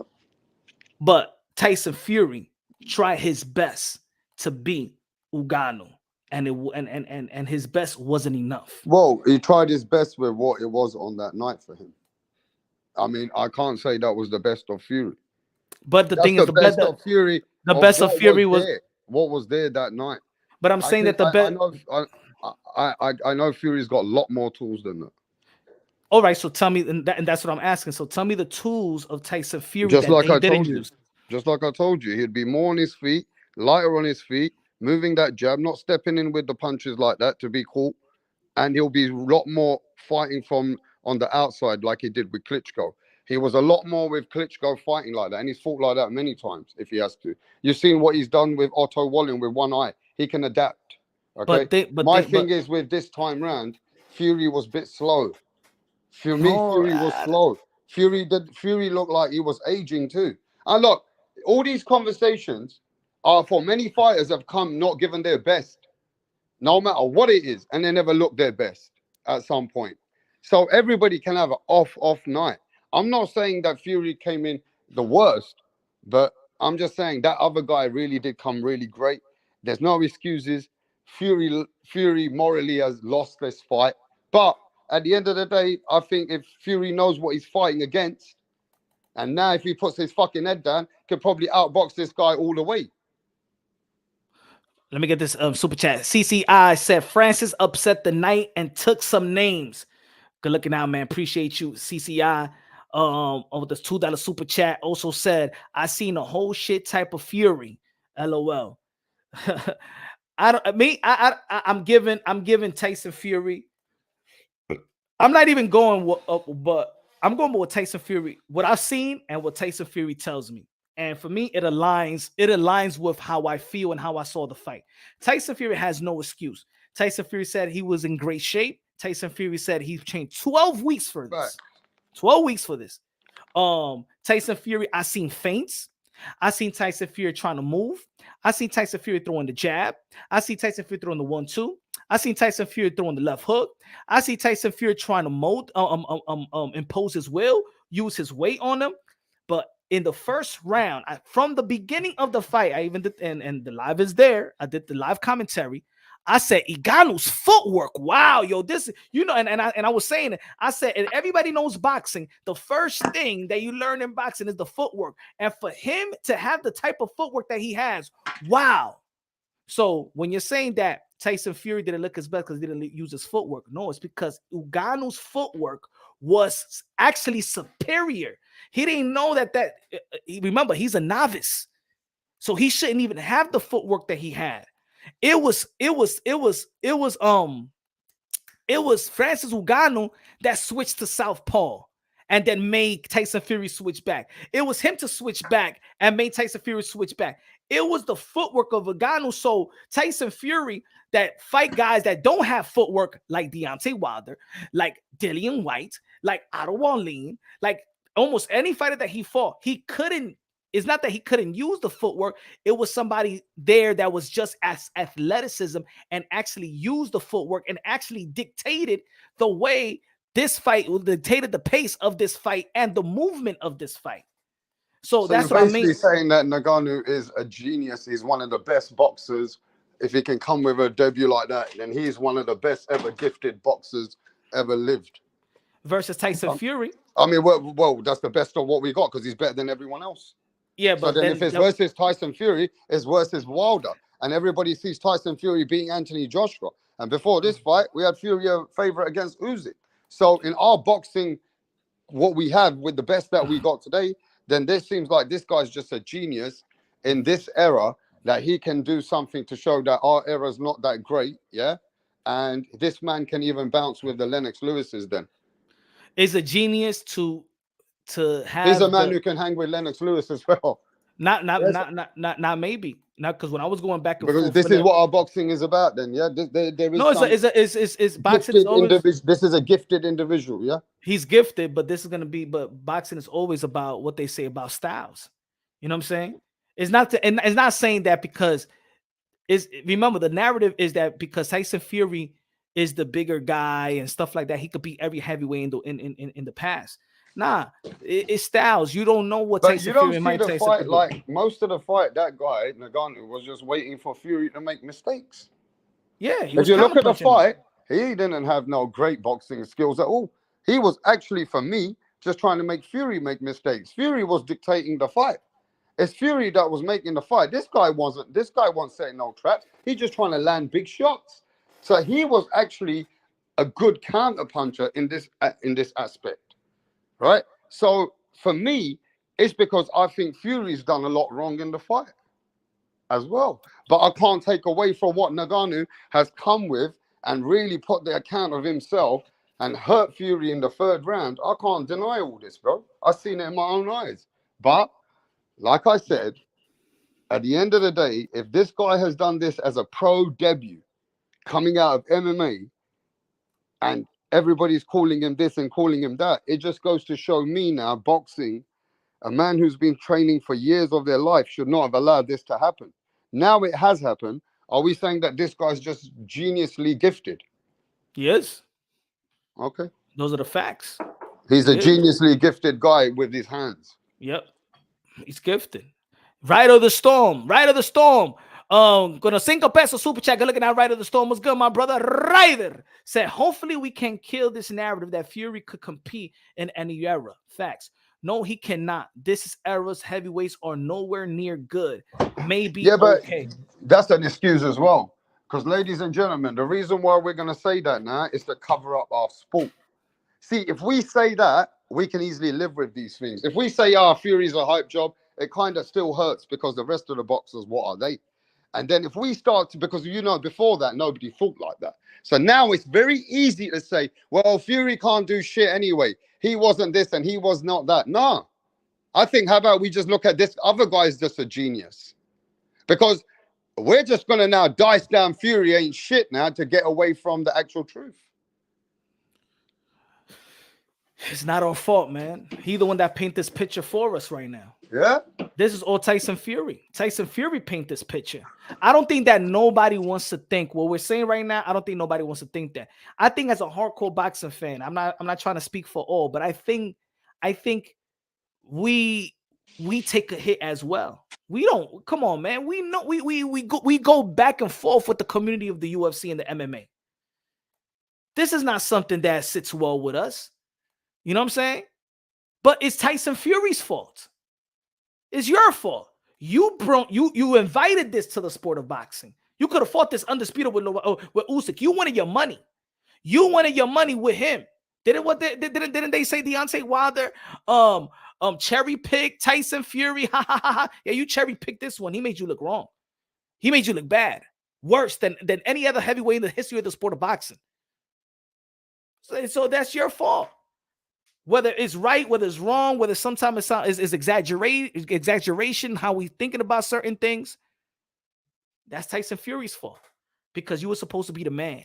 You were supposed to be the best heavyweight that this generation can offer. And they also said that you could transition to any other heavyweight in the history of this sport and beat the top guy.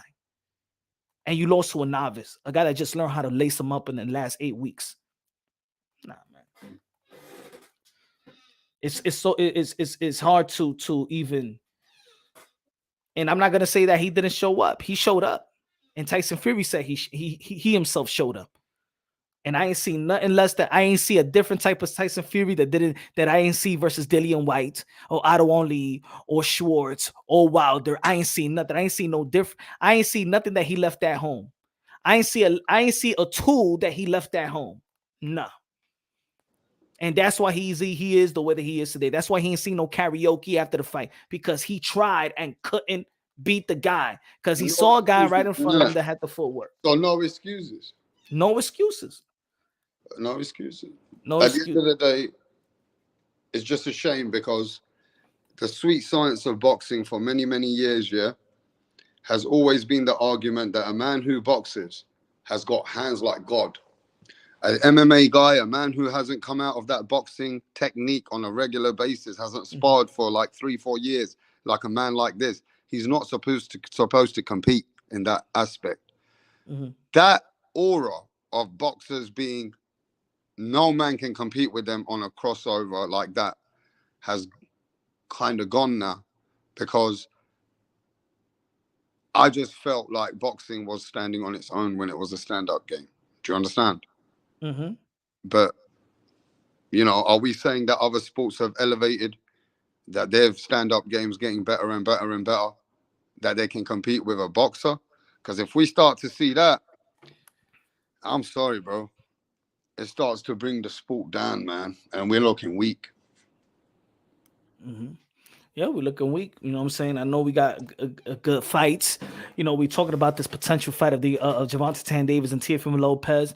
We're talking about November 25th, David Benavidez and the Beast Andrade. I think they could slow the bleeding down of how boxing is right now. I think that boxing is suffering from a big cut, even though this year has been the best year in the history of the sport of boxing. But with that performance, man, it really threw a monkey wrench in this year. Because I don't know what I mean. A lot of people is leaving the sport of boxing. A lot of people has critiqued the sport of boxing more than ever. The YouTube has taken over the sport of boxing. Let's be real. Let's be honest. They're the one that got the pay-per-view best sell. KSI versus Tommy Fury. You know, it's embarrassing in itself that they got the biggest number. They got the biggest budgets right now with the executives. And then this right here, it just opens the door, like John Jones when he tweeted, it just opens the door for more future opportunity. Now you got, what's his name again, calling out Canelo Alvarez? What's his name again? Israel. Yeah, he's calling out Canelo Alvarez. And now what we going to say as boxing fans? What we going to say? Oh, no, he shouldn't call Canelo Alvarez payday. No. We can't even say that. Now we got to be like, yo, but look what happened to Tyson Fury. And that's going to be the promotion until now, an elite fighter. Now, I'm not talking about no Jake Paul. Now an elite fighter will have to do the job, because Jake Paul was doing the dirty work for boxing.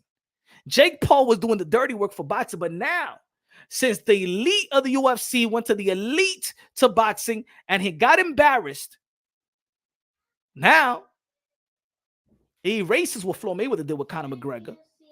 So now, hey, Deontay Wilder got to take care of business. Anthony Joshua got to take care of business. And that's what it is. Because it doesn't matter if you mix and match in the heavyweight division. The man in the heavyweight right now is Francis Ngannou. Look, at the end of the day, I also think we just got a little bit frustrated with what's happened. Fans are a little bit angry with how they see this, because they don't want to give the credit to Francis Ngannou, because it feels like it's taken away for this sport, right? But what we got to recognize and what we got to know, we still haven't lost to an MMA guy yet. We haven't. We've morally lost here, but we ain't lost. We're still 2 up, but it looks bad. This just looks bad, but we haven't lost on paper, because that would been even worse, right? I'm just saying. So I'm just saying, right?